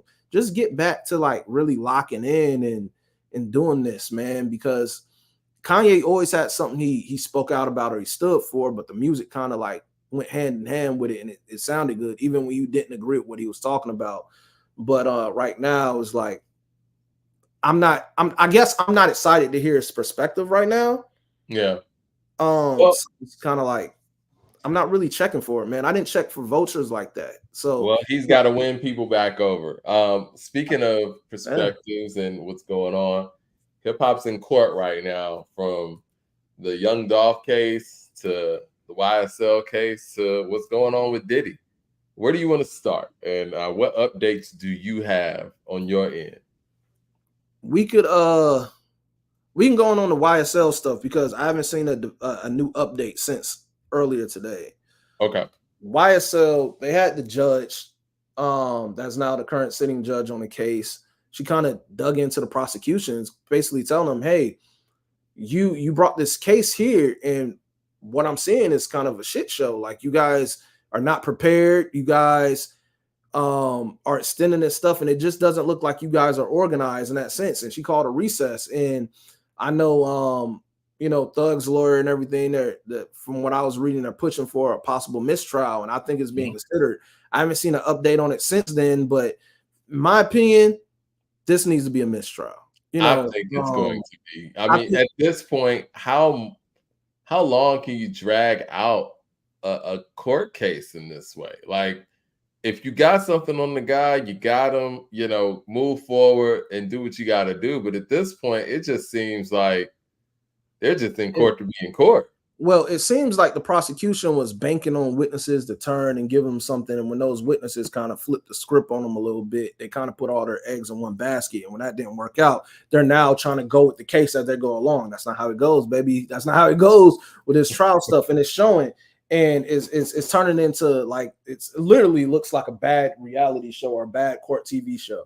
Like, we're ready for this to be over. If you're going to like do this mistrial, get your stuff together, try it back if you want to. But right now, I'm seeing this being a mistrial because I can't see what they're presenting, how Thug can go in outside of probably not for what they're actually getting them for. But I think there was like, and don't quote me on this, I think there was a situation where there was some guns found or something. If anything, that's probably something that he could be convicted of or whatever. But that the biggest thing of this whole bulk of this case, they're not going to nail this one. Yeah. It's a shit showcase, man. About how long do you give it based on what you've seen so far? That, you know, Thug is probably free or this trial will be over. Based on how the prosecution is doing and what the judge, you know, her commentary on it today to them, I can see her possibly going with a mistrial, but I don't think it's over. You know, I don't think Thug escapes free. They will try it back and probably present other charges that may stick more. But right now it's kind of like 50-50 because I've seen things play out differently, and I've seen things like this where I haven't seen nothing like this at all. Mm-hmm. You know, I just haven't seen a court case go on with so many highlights of BS for this long. What is this, like one of the longest court cases of Georgia history? Mm-hmm. So I don't know what to take it, but for me, I think it's about is really about a mistrial to me. I think that's what's going to happen. What about the what updates are there in the I'm sorry, Dolph trial? Oh, well, one of the individuals was hit with a life sentence. Yep. So that's what happened. You have the guy Cornelius, and I think the other guy's name was Justin. And Cornelius went up there and he pled guilty, and he was a co-defendant. He told on the other person. He said everything. Hey, whatever this happened, I was paid $800. I was guaranteed more money, a bigger amount. I took the money because I really needed it. I did this. He just basically blew it open. Anything that happened is like he said, I'm going down. He chose to basically flip for a lesser sentence. I don't know what a lesser sentence looked like for him. But you know. But yeah, I mean, he didn't get compensated in the way that he was told that he was going to get compensated. So they had to kind of see this coming. Well, he not only he's taken a guilty plea and he flipped on his co-defendant, and the co-defendant got a life sentence, but you also implicated some other people. You implicated Gotti's brother as the person who ordered this hit, you know, and you know, Gotti's brother is no longer here, he's deceased, but that kind of like blow things open a little bit more. And I don't know how that looks like to the justice system in Gotti, but I mean, that case, that was a wild one. You know, it's kind of like feeds into what people on the internet was kind of like alluding to concerning Gotti or whatnot. But it's sad how it happened, man. You murder a man over $800, man. It's sad, man. Hip-hop got to do better, man. That's terrible. All right, and last but not least, before we move on to some of the other stuff, the Diddy case. Diddy, there's another suit that just came out where there's a model, and it's a civil suit, and she's basically stating that, you know, the sexual assault occurred. He would often drug her and you know, do things that are basically illegal sexually. You know, I didn't read through the whole documents, but it's basically sexual assault in a nutshell. And she's detailing how it happened, where it occurred, her being flied in. There's some iffiness about that to me, as far as her flying in and flying out or whatever. Because to me, if you being sexually assaulted, why are you flying to your assaulter? But over and over again. But I'm not gonna victim blame. I need to read more. I don't have a judgment on that. Right. This is the case with her. She also implicated Young Miami into it because she said throughout the time she actually got pregnant, and Young Miami was calling her, telling her she should get an abortion or whatever. So she looped her into the case, and that's an ongoing thing right now. And I don't know if Diddy's team released a statement or whatnot, but that's basically what's going on with that new suit. And she also saying that she lost the baby and miscarriage through this whole ordeal. So I don't even know what's like real and what's fake or what to believe in when it comes to this, man. I just got to let this stuff play out in court. That's how I kind of view it too. I know everybody kind of commentating on the play-by-play, if you will, with this whole case, but it just feels like this is going to be one of those situations where it's going to be continuously people coming forward. It's kind of like, I'm not kind of like, where it kind of puts you in the mind of like the Bill Cosby and Russell Simmons type of thing, where it's like, you know, not saying anybody is, you know, lying or whatever. I don't know. I wasn't there. I don't know what went on, whatever, but it's probably going to be continuously people coming forward. Because anytime Gloria Allred is involved, it's going to be multiple people. Well, it seems like it's going to be a pile on, which I expected. There's two interesting things about this.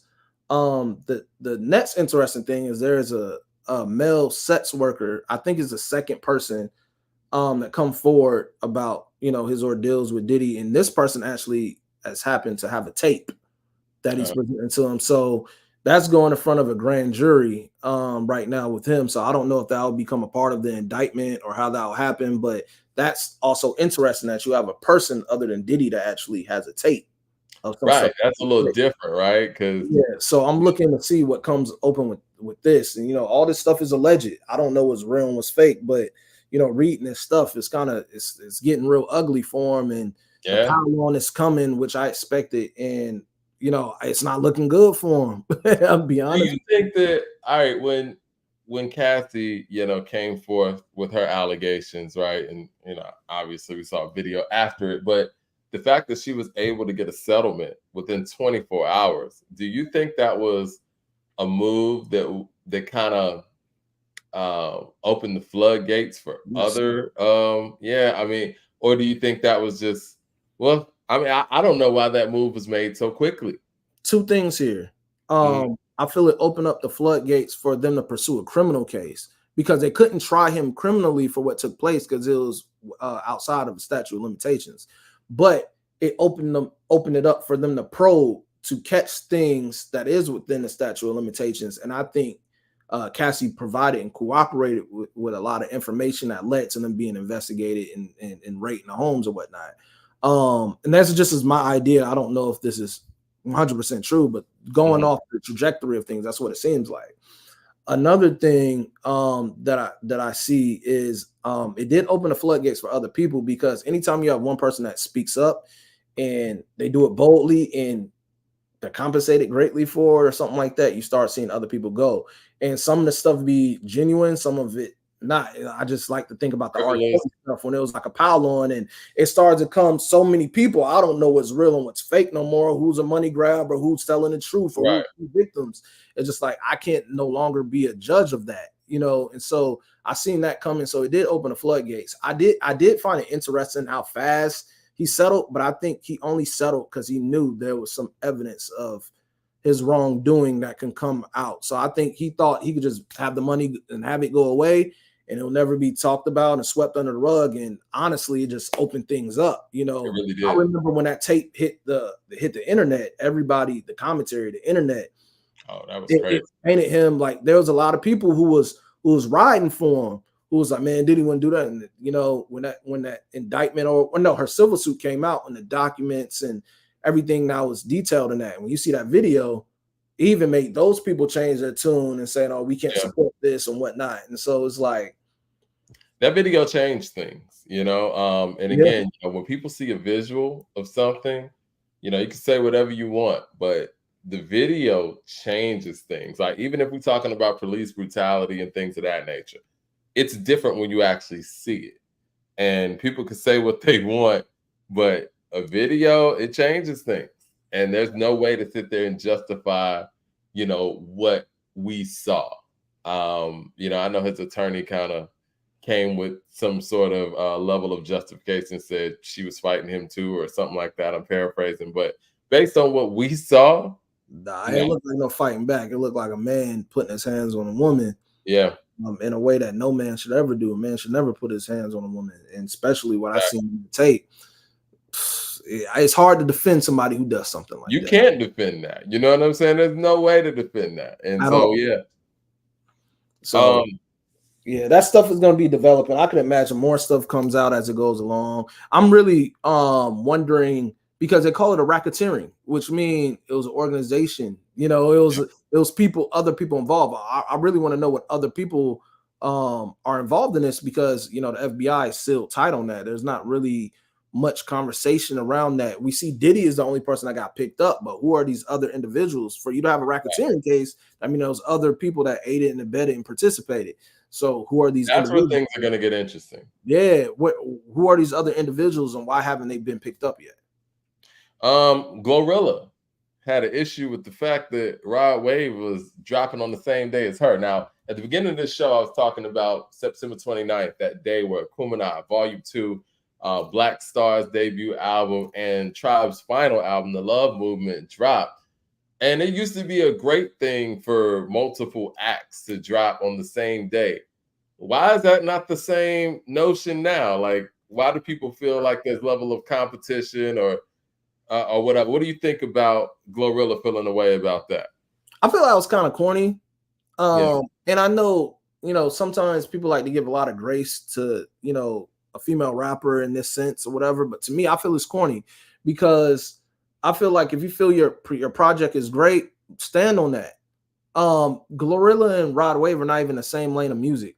They don't make the same lane of music. I don't feel like one crowd will take away from another. I just think it gives people more of a variety of music to listen to. But we are also in an era where people avoid dropping on the same day as others because they need those albums. They need those streams. They need people to talk about it more than the others. And now stuff drowns out stuff a lot, So I think people are just afraid of their numbers. It became such a numbers game and streaming numbers game. And it's easy to be the number one hip hop album when you're the only hip hop album that came out.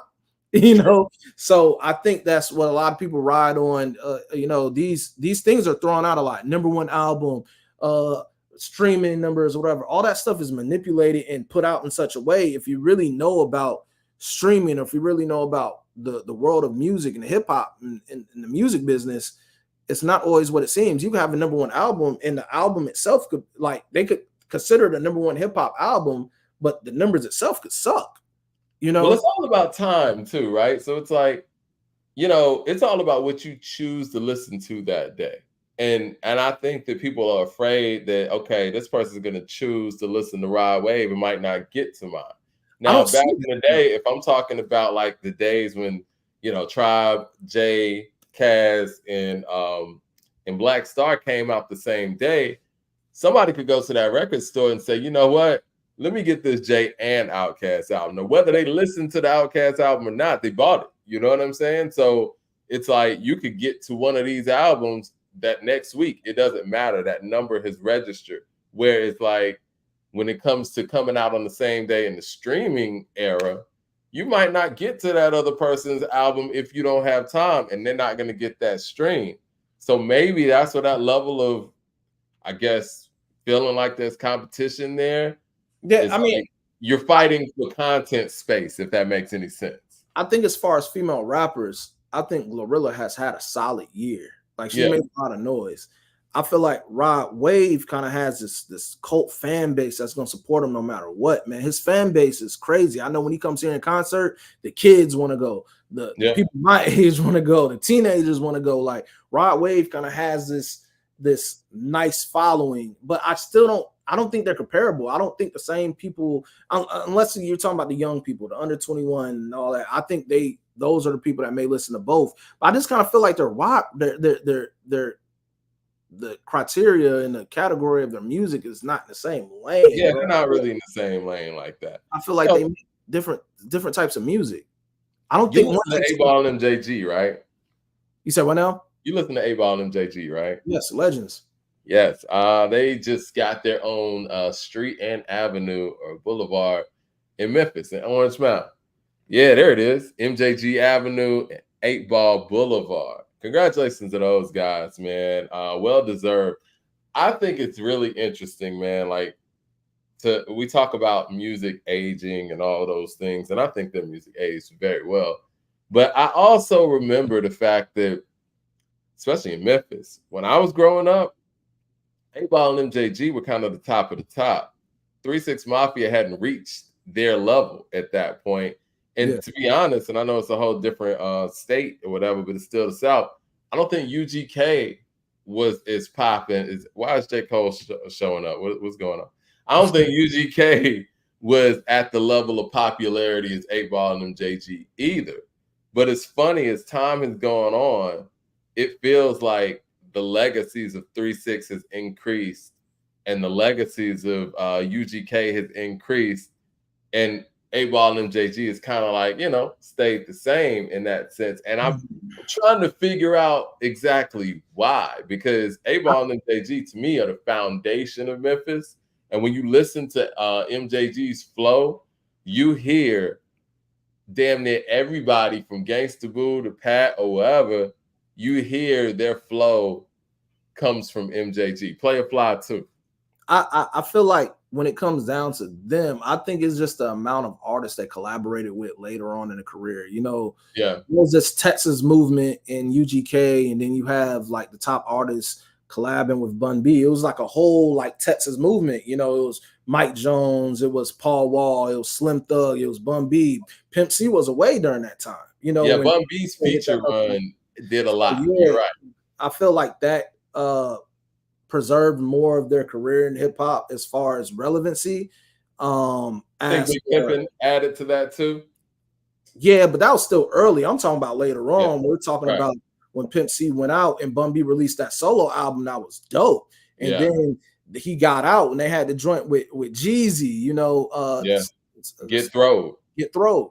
And so I feel like that was another extension with them collaborating with. 3 6 Mafia kind of hit that same thing where they kind of went there and they was collaborating, you know, Popping My Collar, you know, all of that time they were collaborating with other artists and being more as features. And the thing that Juicy J started doing solo and kind of like featuring with Taylor Gang and, you know, Wiz and stuff, I think. And then the production wise, what he was doing and the amount of their records were being sampled kind of kept him alive. And we skipped over the Oscar. You know, I think that did a lot for 362. You know, of course, the Terrence Howard movie. What's wrong? You know what I'm talking about. Hard Out Here for a Pimp. What movie was that? The Terrence Howard joint. Yeah. Man, why can't I remember the name? Somebody in the chat's gonna say it. That's what Hustle and Flow. There we go. Mad Max with the super chat says the kids love Ride Wave. He said, I don't know, my young boys love him. Ride Wave's whack to me. One, he's bitter, and two, I don't know what hip hop he do. That it sounds like reheated music from the 60s. Trash. I wouldn't expect anything less from a Mad Max comment about Rod Wave. Yeah, but he's kind of right on the biter stuff. He's been, you know, taking lines and stuff. He has been victim of that. I mean, suspect of that. So yeah. But yeah, I think that you're right. The continuous work has probably elevated those groups in a way where, you know, Ball and G, like I said, I feel like they were ahead of these guys in the 90s, but I think their style is the foundation of the South in many ways. To me, I feel like MJG is one of the most underrated MCs ever, probably the most underrated Southern MC, period. I agree. But I will say this, 8ball is a star. And if we're talking about all the duos, because, you know, growing up in the 90s, the duos down here was Cass, 8ball and MJG, and UGK.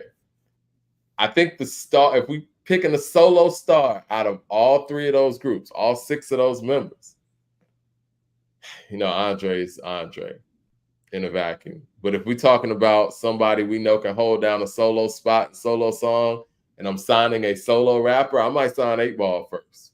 Out of who? Out of Big Boy, Dre, Ball, G, Bun, and Pimp C. Mike. I don't know, man. That's tough because I can't put 8ball over Pimp C. It's hard to do, but you know what? 8ball did Mr. Biggs, man. Like Pimp C is a star. I mean, I love 8ball MJG. You know what I'm saying? Yeah. But and Bun held his own solo while Pimp was gone. You know, and he did. You know, I like I always say, I don't think Big Boy get enough credit for his consistency in putting out solo work. Quality work. Like that's a tough one, man. It's a tough one. That's a tough one, but like when I'm looking at it, you're right about 8ball MJG, and they should be celebrated more. But I feel like they don't get mentioned in the likes of that just because that other extension of their careers where they didn't collaborate with the newer artists and stay relevant on doing other stuff. I kind of feel like that 8ball MJG run died after that Bad Boy situation. I agree. That was really weird, actually, and I think they signed to Hustle Gang after that. But you know, they had some hits with the Bad Boy situation. Yeah. But to me, damn, Pete Rose dead. R.I.P. to Pete Rose and the Dikembe Mutombo. Oh man, I seen the Dikembe Mutombo thing earlier, man. I didn't see the Pete Rose joint. Yeah, man. So I saw somebody in the chat said that, and I just went here to verify, man. Like, Sheesh. Should have been let Pete Rose in the Hall of Fame, man. MLB dirty for that. R.I.P. Pete Rose, Man. Charlie Hustle, one of the greatest nicknames of all time. But yeah, what I didn't like, in my personal opinion, maybe this is just me being an 8ball and MJG fan, I didn't like them making crunk music per se with Bad Boy. It just seemed, I mean, they did a good job with the transition, but it didn't seem like them, if that makes any sense. You know, did he try to market that whole stuff, that Bad Boy South, and, you know, try to bring that in? Because they had what? Don't Want Drama on that joint? That was It was a hit. That was a nice record. It was 8ball Stop Playing Games on Bad Boy. It was. I think so. Now that shit was hard. And that was dope.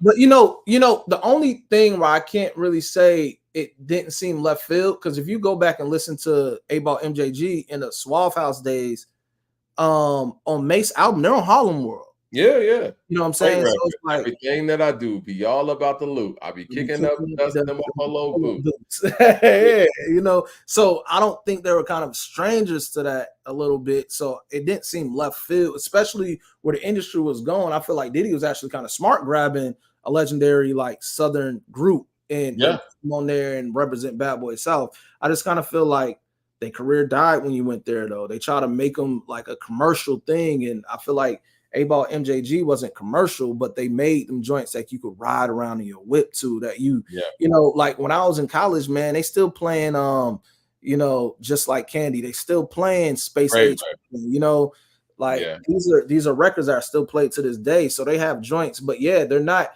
when I hear the likes of UGK or the likes of 3 6 Mafia, you don't really hear people talk about 8ball MJG enough as it should be. Yeah. Space Age Pimpin' was epic. I still listen to that joint to this day. Yeah, Space Age Pimpin' and Show Enough, epic. Show Enough with Teller. Oh yeah, man. Yeah. Show Enough, epic. Man. I just see, when I was in college, I had a Pontiac. I had an '86 Pontiac Bonneville, man. I college, and I got it from an auction. Whatever, did what I did to it, and that was one. Those are just joints that I played in the Bonneville. I call it Bonneville music, man. That's what I was riding to when I was in Tallahassee, man. Oh man, you was riding for real there, man. I mean, I think for me, when, like you said, when they went to Bad Boy, I wish that, and Puff does this sometimes. He did this with Janelle Monáe. He just kind of got behind her, no pun intended, and just let her do her thing musically, right? And it was just on the imprint. I think they were a little bit too hands-on with Ball and G. I wish that Bad Boy South would have just put the machine behind Ball and G and let them do what they normally did. But what's your favorite 8ball and MJG album? Man. Well, I kind of, me, I like the record they did before Bad Boy. I knew you were gonna say that. In My Lifetime, that's one of the ones that kind of came to mind too, because Don't Flex is crazy. Yeah, so it was that one for me. We started this. It's crazy. The record with Outkast is crazy. They have joints, man. That's what I'm telling you, man. It's just record with CeeLo on there. It's crazy. Yeah, that's what I'm saying. It's kind of like I said, man. And the album on Bad Boy wasn't necessarily bad. It's just like when you take them, you try to market them in a certain way. I don't think it. You know, I think after that it's just where it died. And you know, those are classic artists that make that classic music, man. And like, I did love the album before Bad Boy, but coming out hard. That marketing of them, I just feel like when you shut down the marketing of that, it just, the lights go out for them, and I just kind of feel like that's kind of messed up for them, you know. Coming Out Hard is the one for me, and I think that that's classic. Yeah, I think, to me, I like their production on there, and I like hearing Ball and G on that production. I think that the T-Mix stuff is dope, but it kind of had like, and I'm not saying this in a funny way, it kind of had like an elevator music type of feel in some ways. And I think that when you look at 3 6 production and you look at UGK's production, it was a lot more hard hitting in that way. But I think Coming Out Hard, to me, is that moment where, you know what I'm saying, like, that's just some hardcore 8ball and MJG shit. Like, I personally, and me and Super Duper argue about this, but I got Coming Out Hard over Riding Dirty any day. And I like UGK slightly more than Ball and G, but I don't think they got a better album than Coming Out Hard. Coming Out Hard is crazy. You make me want to go listen to both of those albums and make that assessment. Now, what Super Duper says is right. Riding Dirty has more range because they got records like One Day You're Here and Then You're Gone. Like Coming Out Hard ain't got records like that. It's about some pimping. It's about some, you know what I'm saying? Like it's about some gangster shit. Man. It's like, I don't know. I know they're doing the movie on them. I seen the trailer. It didn't look like the greatest budget stuff, but that doesn't mean it still won't be good. You know what I'm saying? Right. You don't have to have the biggest budget to have some dope joints. There's some joints I watched as like a youngin' that is like, man, when I look at this stuff now, man, the quality is so trash, but I still love it. Like, yeah, that's like baller blocking, man. I watch baller blocking, bro. Like I remember you look at baller blocking now, he was like, come on, man. But baller blocking when I was a jit, like that was our stuff, you know, Cash Money, baller blocking, that was our stuff. So like it's all about what's entertaining, you know what I'm saying? Like the movies in the DVD era back in the day, like, yeah, I mean, they weren't great movies. I love them. I watched State Property. They were entertaining. Yeah, those are our joints, man. Like late night, they'll, you know, that's back when HBO would just show like random stuff, and they'll have like, that's the first time I seen State Property. I seen State Property, and then I seen what was the other joint? You seen Paper Soldiers? Paper Soldiers is my joint, yeah, with Kevin Hart and all that. Yeah, man. Like Soldiers is crazy. I used to love watching those, man. So it's like we can't get away from it. I know Bootsy does movies and stuff. I haven't watched his stuff on the story yet, but it's still stuff like I watch Cam Killer Season. Killer Season is funny to me for multiple reasons. Like, I think those like Killer Season was supposed to be shot in a certain time, and I just remember, and I'm wondering, is this the same movie? And it was a background. It was dudes posted up on the block, and the dude had a Michael Vick jersey. I'm like, ain't this supposed to be something like? But I love Killer Season, man. I love the old rock movies. You know, Paper Soldiers, State Property 1 and 2. Yeah, you know, Paid in Full. Paid in Full had a little bit of a better production compared to. But Paid in Full is kind of different. Yeah, Paid in Full is like that's not one of the. I mean, it's a movie or whatever, but it had like some real established. I watched that, you know, the old No Limit movies. There was one where like, man, you talking about Hot Boys? Hot Boys in the joint where there was another joint. Are you talking about I Got the Hookup? I Got the Hookup, Bout It, you know. Yeah, watch all those joints. Yeah, man, the DVD era was the lick, man. I'm sure that them artists was making money off of them bootleg movies, but we were entertained by it. Well, yeah, Foolish. Somebody said Foolish. That was a joint. Yeah. What about Choices from 3-6? Choices. I haven't seen it. How have I not seen that? Yeah, you know what? We got to do a show on just the hood. Man. Those are there's some classic hip hop joints, man. There's some classics. There's some classics, man. Like, and some of this is before the DVD era, man. You know, some of this is the VHS era. I remember, I remember watching Hot Boys. That had Silk the Shocker starring in it, right? Like as a cop. Yeah, Gary Busey was in it. Snoop was in it. Mystical was in it. Was P in it? I think he was in it. Yeah. That what was it? Was it AJ Johnson in it? Mm-hmm. Yeah. Yep. Like what? Baller Blocking had TK Kirkland. You know what I'm saying? Like the whole Cash Money was on there. Like, yeah, that was my joint. We need to bring back the DVD era, man. We think about Belly, you know. You know, it was one of my favorite joints from back then. I wouldn't necessarily say it's a hip hop movie, but we love it in hip hop. It's within hip hop culture. It's Shotzes. I love Shotzes. Oh, you like Shotzes? Yeah, that's my joint, man. I ain't seen that in a minute, man. Shotzes is my joint, man. Like I know they were talking about making a second one. They've always been talking about that. I don't know if that's ever gonna happen, but Shotzes that joint, man. It's like those sequels for Belly and stuff. It's like I can't redo that. Oh yeah, I hated Belly too. Yeah, Belly 2, and man. I mean, I think that, you know, we got streaming platforms now like a Tubi or whatever that could facilitate those, but I guess the money is just not there like it used to be, where Master P could go out there and make one of these movies and sell the DVD and get the money back. Now you're back on streaming stuff, and it's like, I don't really know what the monetization looks like on a Tubi movie anyway. You know what I'm saying? Like, crazy. it's like there's more people that look at Tubi than what I think. Like my sister's in college right now, and her and her friends, they'll get together and they'll watch Tubi movies, man. And it don't even be about the quality. Tubi's fire.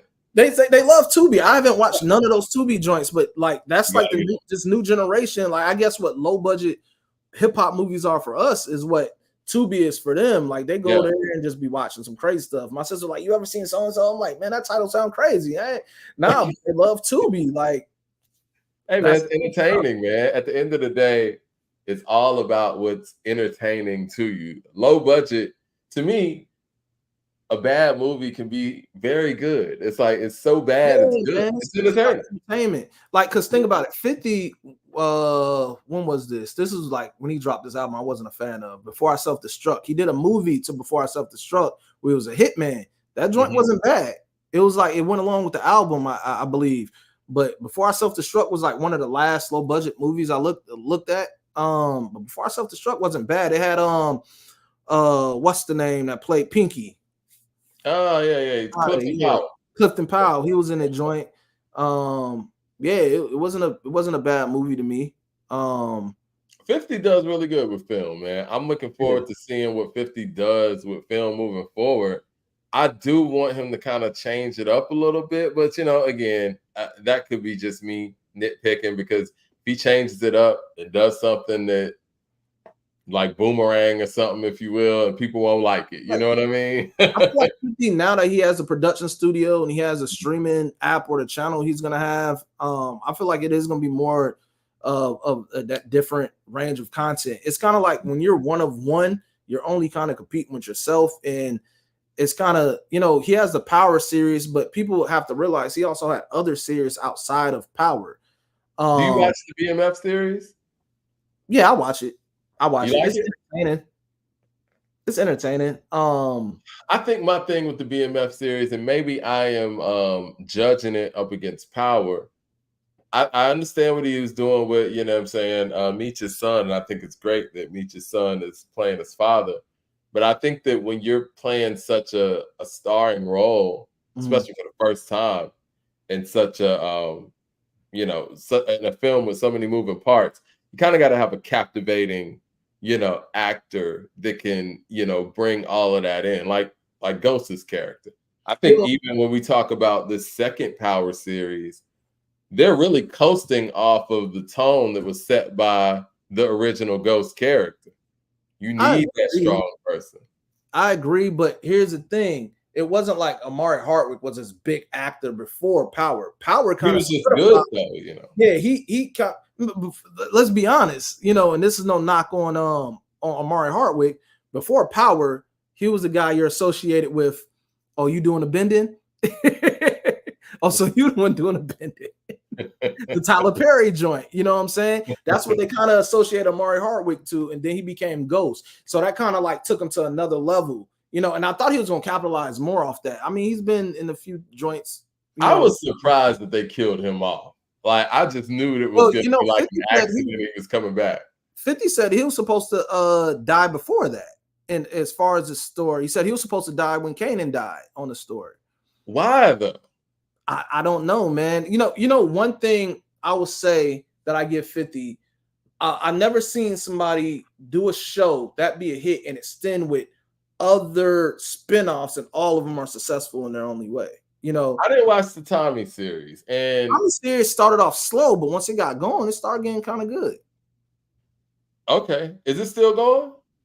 It's going into his last season, and then I didn't even know.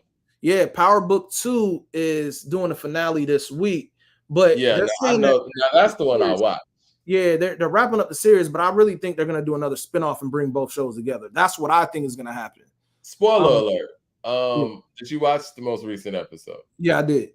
Okay, Mary went out like a soldier. I'm sorry, guys, for the people who hadn't seen it yet. Yeah, going off the Machiavelli plan, like to right. You got Mary coming out the Hail Mary. What? Come on, that was hard. I knew it was over, man. I was like, oh man. Like I have some Monet out. I have little criticisms of certain stuff that was with Power, but like I ultimately I started getting into Power as far as the writing more. I think Courtney Kemp and what she started with them early on was very good. How they the character development whenever you have a new show that leads off a main character that had an impact such as Ghost, people thought it was a wrap after that. And for them to still be going and extending different character and giving all those characters their different arcs, you start to see Woody, like Woody McClain. You start to see him come into his own with Kayne, the character of Kayne, because before that, Woody was a dancer with Chris Brown and other people. Woody, he did, he went to the same. Me and him was at FAMU at the same time. He was in the band.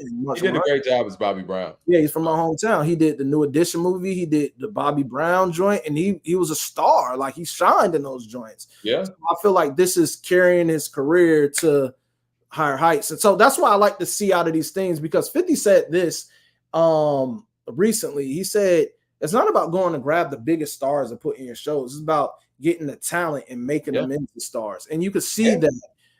There's people that, we seen them in things here and there, and then you put them in power and boom, they become household names. We see I love the Kayne character. And I would like to see a spinoff from Kayne's character. Like, if anybody they have a spinoff. Huh? It's called Raising Kanan. No. I'm talking about Kayne. I'm talking about Kayne's character. Yeah, I don't see them killing Woody's character off. I don't see that happening. Yeah, I would love to see them do a spinoff with Kayne's character. Yeah, I think he is the character on this current show that could do a spinoff. Yeah, man. And Max in the super chat says, laughing my ass off, how she changed her wig and fit that fast. And he ain't lying though. Ridiculous. That was crazy. I didn't notice that when I first watched it. I didn't notice that either. I seen a clip online today that was like how she had time to change her outfit and all that stuff before she go rescue the kids. And I seen that joint. I was like, oh, they married. She was like in some black leather stuff when she was with Tariq and them, and then later on she was in something else. So yeah, that is kind of funny. He said that was crazy. The writing is falling off bad. I will say this, man. I didn't like Tariq's character in the original Power series, and so for them to number one get me to watch a series that was centered around him, which I was totally against off top, they did a good job of keeping people's attention. Now I will say this, and it's kind of hard to write around this, I would imagine, but just having the same students in the same class and all that over and over, it's like, okay, so y'all are all in the same class together every single grade, right? That is like one of my criticisms of the show. Like college, like the classroom joints be kind of like, it's like, and all the stuff that's going on with Tariq, like, nigga, you still in school for real? Yeah, but this is what I have to like give credit to good writing. They made him from being the villain to being something that people are rooting for, and I feel like you have to credit that to the writing. That's good writing. I agree. You took Mary J, who some people kind of was like her acting was rocky, and you kind of make people are like, damn, Monet Tejada's dead. Like, this is like, I think what they did with Rotimi in the original Power, Rotimi was just supposed to be a guest reoccurring for a little bit. He wasn't supposed to stay on. He stayed on to the last season. You made him a villain that people loved. Like, he just wiggled his way out of stuff into the end. I don't like him either, but I feel so. And then he's on The Shy, which I love The Shy, but I feel like the writing went down the hill with The Shy. That's a whole nother conversation. But I think, people say Mary can't act. Well, Mary J. Blige isn't an actress, but I think she did a really good job for somebody who's never been in anything. Yeah, like, what else has she been in? Yeah. Well, she did do a movie. She did. There was a movie she did. I forgot the name of it. She did do a film before, prior. But yeah, I mean, doing a television series, that's a heavy lift for somebody who doesn't have. It's harder for television. Yeah. I think it's harder for television, though. Oh, definitely, because you got to do this week to week. Higher learning is a classic. Michael Williams with the super chat says, rank these Brooklyn rappers from best to worst in terms of lyricism. Big Daddy Kane, Jizza, Big AZJ. I knew y'all were gonna do that. We're talking about lyricism. Oh. Man, I don't know what we consider lyricism. I'm gonna start playing dumb now. But you know what? Let's do this. Lyricism, man. I might go Jay first. I might go Kane. I don't know. I might go Jizza. We just talking about straight up lyrics, bars. Jay, Kane, Jizza, Big, AZ, all great lyricists, though. I mean, and when you say lyricism, I thought of the Evils, and I thought, like, who here has the Evils? in their catalog. Now, GZA could easily be number one on anybody's list, but yeah, all great lyrics. But nah, Mike. Yeah, the movie with Mary J. was called Mudbound, I think. Yeah, I ain't seen that. Yeah. When was that? It had to be some years ago. Yeah, man, Mary did a good job for somebody who don't act all the time. But man. Mary. Somebody said in the chat, she did play Q-Tip's mom in Prison Song. Forgot about that. Prison Song was a good one. Fat Joe, wasn't that joint? That's in that DVD rap era. Yeah. BET used to show that joint all the time, bro. All the time. Prison Song. There was one that had Bokeem Woodbine and Sticky Fingers. No, it wasn't Sticky Fingers. It was the other one. Fredro. Yeah, Fredro. I forgot what the name of that joint was. They had a movie together. That says GZA, Hove, AZ, Kayne, Big. LOL. Big was the worst lyricist. No big slander here, but I feel you. Yeah, man. Like now that's the name Strap, man. The people in the comments are coming through, man. They coming through. Man. We all want family. Everybody's hip hop heads in here. Yeah, we need to do one of them hood movie type of I guess shows where we just either do a review on one of these hood movies like it's new, or do a countdown or something. Man. Still to this day, I watch those joints. Like House Party is one of my favorite hip hop movies of all time. Okay, well, all right. If House Party counts as a hip hop movie, all right. What makes something a hip hop movie? Just with hip hop stars in it? Is that what we're doing? I mean, it was Kid and Play. Yeah, House Party kind of stands alone, really. Yeah, House Party. 1 through 3. Like I didn't really like the second one until I went off to college myself. Yeah, you know what I'm saying. Then I was like, the second one was really good. It's a good sequel. 3 is kind of. It was like, yeah, they just giving us, something new, and it was of the times. You had TLC in that joint. You had Immature and all that. It was kind of like a changing of the guards, if you will. Yeah. It was like, and it was around time when Dre and Snoop was out. They had them.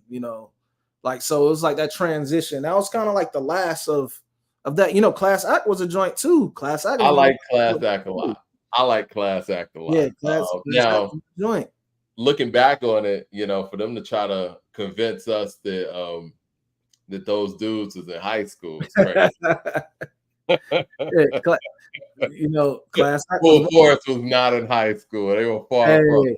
Hey, but you know what? I always joke with my people about this, dog. Like, see, I'm 34. I was born in 1990, right? I always tell my mom, telling people, I'm like, our generation may look like grown, but I was like, it's something about back then when those high schoolers were like, they was grown back then, dog. Like everybody was grown. Those are grown men right there. Mad Max's super chat says, GOAT hip hop movie is Juice. I like that. I like Juice. I like that. I'm with that. Now, since we're talking about Class Act, I gotta say Hillary Banks might have been the most underrated beauty, if you will, of the 90s. Man, that could be a whole nother list. That could be a whole nother list we could do because I don't think we talk about her enough in those terms. Because when she was in Major Pain, I'm like, yeah, man, we don't talk about Hillary Banks. She was nice and Major Pain.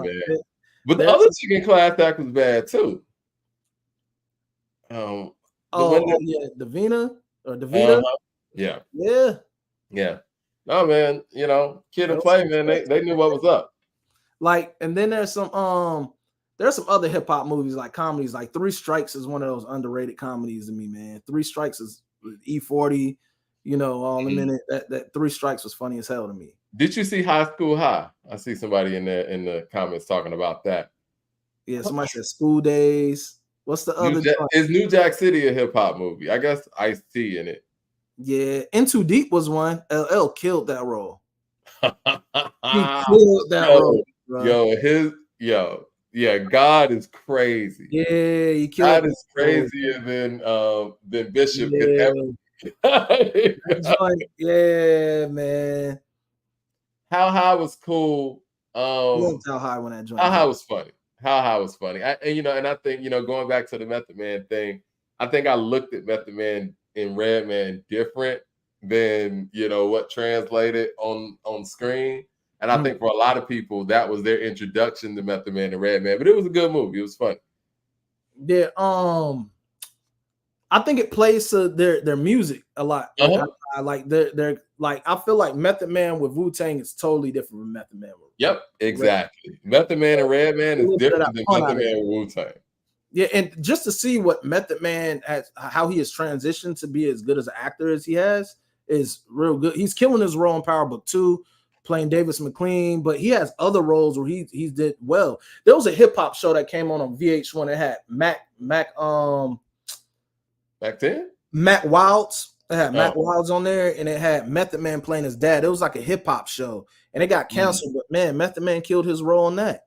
Yeah, man. I mean, I was saying earlier when I was talking about Method Man being like, you know, this crazy featured MC. It's like when I'm looking at him on Power as Davis, I'm like, man, that's Method Man. That's crazy. Like, this is the nigga who made Bring the Pain and all this. It's certain actors that was man. The chat's coming through, man. It was called The Breaks. It was on VH1. I think it only did like 2 seasons.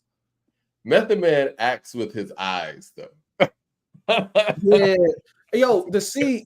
It's a certain rappers that went into that realm that is like it's believable. Method Man is one of them. Ice-T was one of them.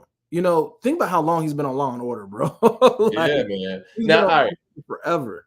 I guess let's not count Will, Queen Latifah, or even Ice Cube, or even Ice-T for that matter, or Tupac. Who is like hip hop's best like actor or acting performance? Because I got to give Cam some credit for his role in Paid in Full. But I haven't seen enough of him. You know, no, we haven't seen enough. But I haven't seen enough acting from Cam.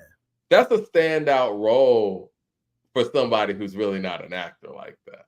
All right, I would say DMX. You know, you got Exit Wounds. You got Romeo Must Die, even though his role in Romeo Must Die was a little bit short. But you got to give it to X. You got to give it to, like I said, I like what Method Man's doing. Even though she played like little comedic, like she was there for comedic relief, I really think Rage did a good job in her acting. You know, Baby D to her playing Coretta on the Steve Harvey show. I think Rage does. She plays Cleo. I haven't watched that new movie. You know, they did a Miss Cleo movie, and she's supposed to play Miss Cleo. I saw a documentary on that. I didn't see like a biopic or nothing. Mad Max in the super chat says LL as God is the best. Cam Dead played himself, Mike. Yeah, he feels like Cam played himself. You know, what do you think about Ludacris as an actor or Common? Ludacris did well. I think Ludacris did well. Yeah, he did well. Let me see. You said, and we got to take Pac, we got to take Cube, and we got to take Will Smith, and who else out of it? Queen Latifah too. Queen Latifah. Okay. I guess Mos Def is what you're left with, but see, Mos Def is kind of a cheat code too, because he's a trained actor too. Like, I remember, you know, when I think about Mos Def, I think about Carmen with Beyonce, the hip opera. Yeah, I think about that. That was kind of corny looking back on it, but I understand what they tried. Yeah. But I like that joint back then, though. Yeah, it was dope back then. I haven't seen it in forever, but now I say this respectfully: Beyonce's not the best actress, but I think it's her voice or something. Like, no, I think you know she has such a distinctive voice and like such a tone that it doesn't really get into character much. I give Kelly credit; she did good on that most recent movie. You know what it is about Beyonce to me? I can't see her outside of being Beyonce. Yeah, it's like saying Michael Jackson acting. Yeah, like when I seen her in the Austin Powers joints. Yeah, the last movie they did. Yeah, I was like, It even made me mad the Lion King joint when they designated the whole. You kind of I'm a Lion King head, man. Like I love Lion King. I raised on it. So you appreciated that Lion King reference earlier. Yeah, man. I love Lion King. It's my favorite children's movie of all time, man. And then second is Toy Story. But Lion King, man, what I'm telling you, bro, like having her playing the female lion and give her her own little like song, and then the other lion she's supposed to fight that was never there in that movie. Like I was just like, I can't see outside of Beyonce when I see her act. And I think that's the thing for me. It sounded like Beyonce playing Nala. It was like Simba, What Well, you doing over there with that? You know what I mean? she did well on Cadillac Records. I give her that. She did well on Cadillac Records. Yeah. And then her brief, on Dreamgirls. What did you think about her performance in Obsessed? That's another one I wasn't a fan of. Yeah. I didn't like that movie. I get tired of the whole Fatal Attraction joints. So how many type of predictable joints is gonna come with that? So I didn't really like Obsession as a whole, but nah, that's not her strongest work. I think her strongest work was Cadillac Records. Well, I'm with you on that. Well, we could talk about this for days and days, but we need to make some lists or something. Yes, that's a Fredro Starr, and I give it to him. Fredro Starr's played a lot. I agree with that. Hey, Fredro Starr doesn't get talked about enough as an actor. You know who else is good before we go? What's up? I think Tretch was good. I think Exhibit doesn't get enough credit because I think Exhibit's a decent actor. Because I remember he was in Empire. I think he did a really good job in Empire. There's certain people it's like, man, but I've seen Fredro do the gangster movies. I've seen him do comedies. Because remember the comedy with him and Malik Yoba and Rage? Yeah, and he was in Moesha. Luke was in the movie. Yeah, Luke in the movie too. They was on a bus. It had Cedric the Entertainer on it. I remember that joint. It was a comedy. Busta Rhymes killed Michael Myers though. Busta Rhymes killed Higher Learning. The fight scene. Busta Rhymes is in the worst Halloween movie of all time. Did you talk about that? He's being inducted to the Hip Hop Hall of Fame. No, I thought he was in the Rock and Roll Hall at the Rock and Roll Hall of Fame. Rock and Roll Hall of Fame, yeah. Yeah, he's performing because Tribe's getting inducted. So I'm assuming. Oh, so he's just performing. He's not being inducted. Yeah. I'm assuming that's going to be a scenario type of scenario, if you will. But yeah, who better to honor Tribe than Busta? So I think that'd be great.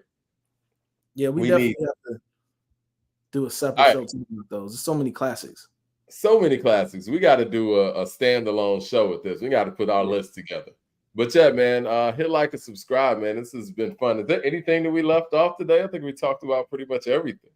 Yeah, man. I mean, there's some underground joints coming, but there's no mainstream music dropping right now like that. It's kind of disappointing. Mad Max says Hove's facial expression in the movies is hilarious. Oh, you're talking about in those Rockefeller movies. I'm not a fan of Jay acting, man. They never attempted to act, so I got to give him that credit. You know what I mean? Like, I'm not a fan of him acting, man. But you remember when they were doing the anniversary of Belly, and I think this is when DMX was locked up, and I think it might have been the 20th anniversary or something like that. But they had Nas up there, Hype Williams up there, I want to say T-Boz is up there. And I think Hype Williams is telling a story saying that they really wanted to get Jay to play DMX's part. And Nas was like, who? I mean, but Nas wasn't a great actor in Belly either. Nas didn't do great in Belly either. Like, fair enough. Let's go to Africa. I was like, who?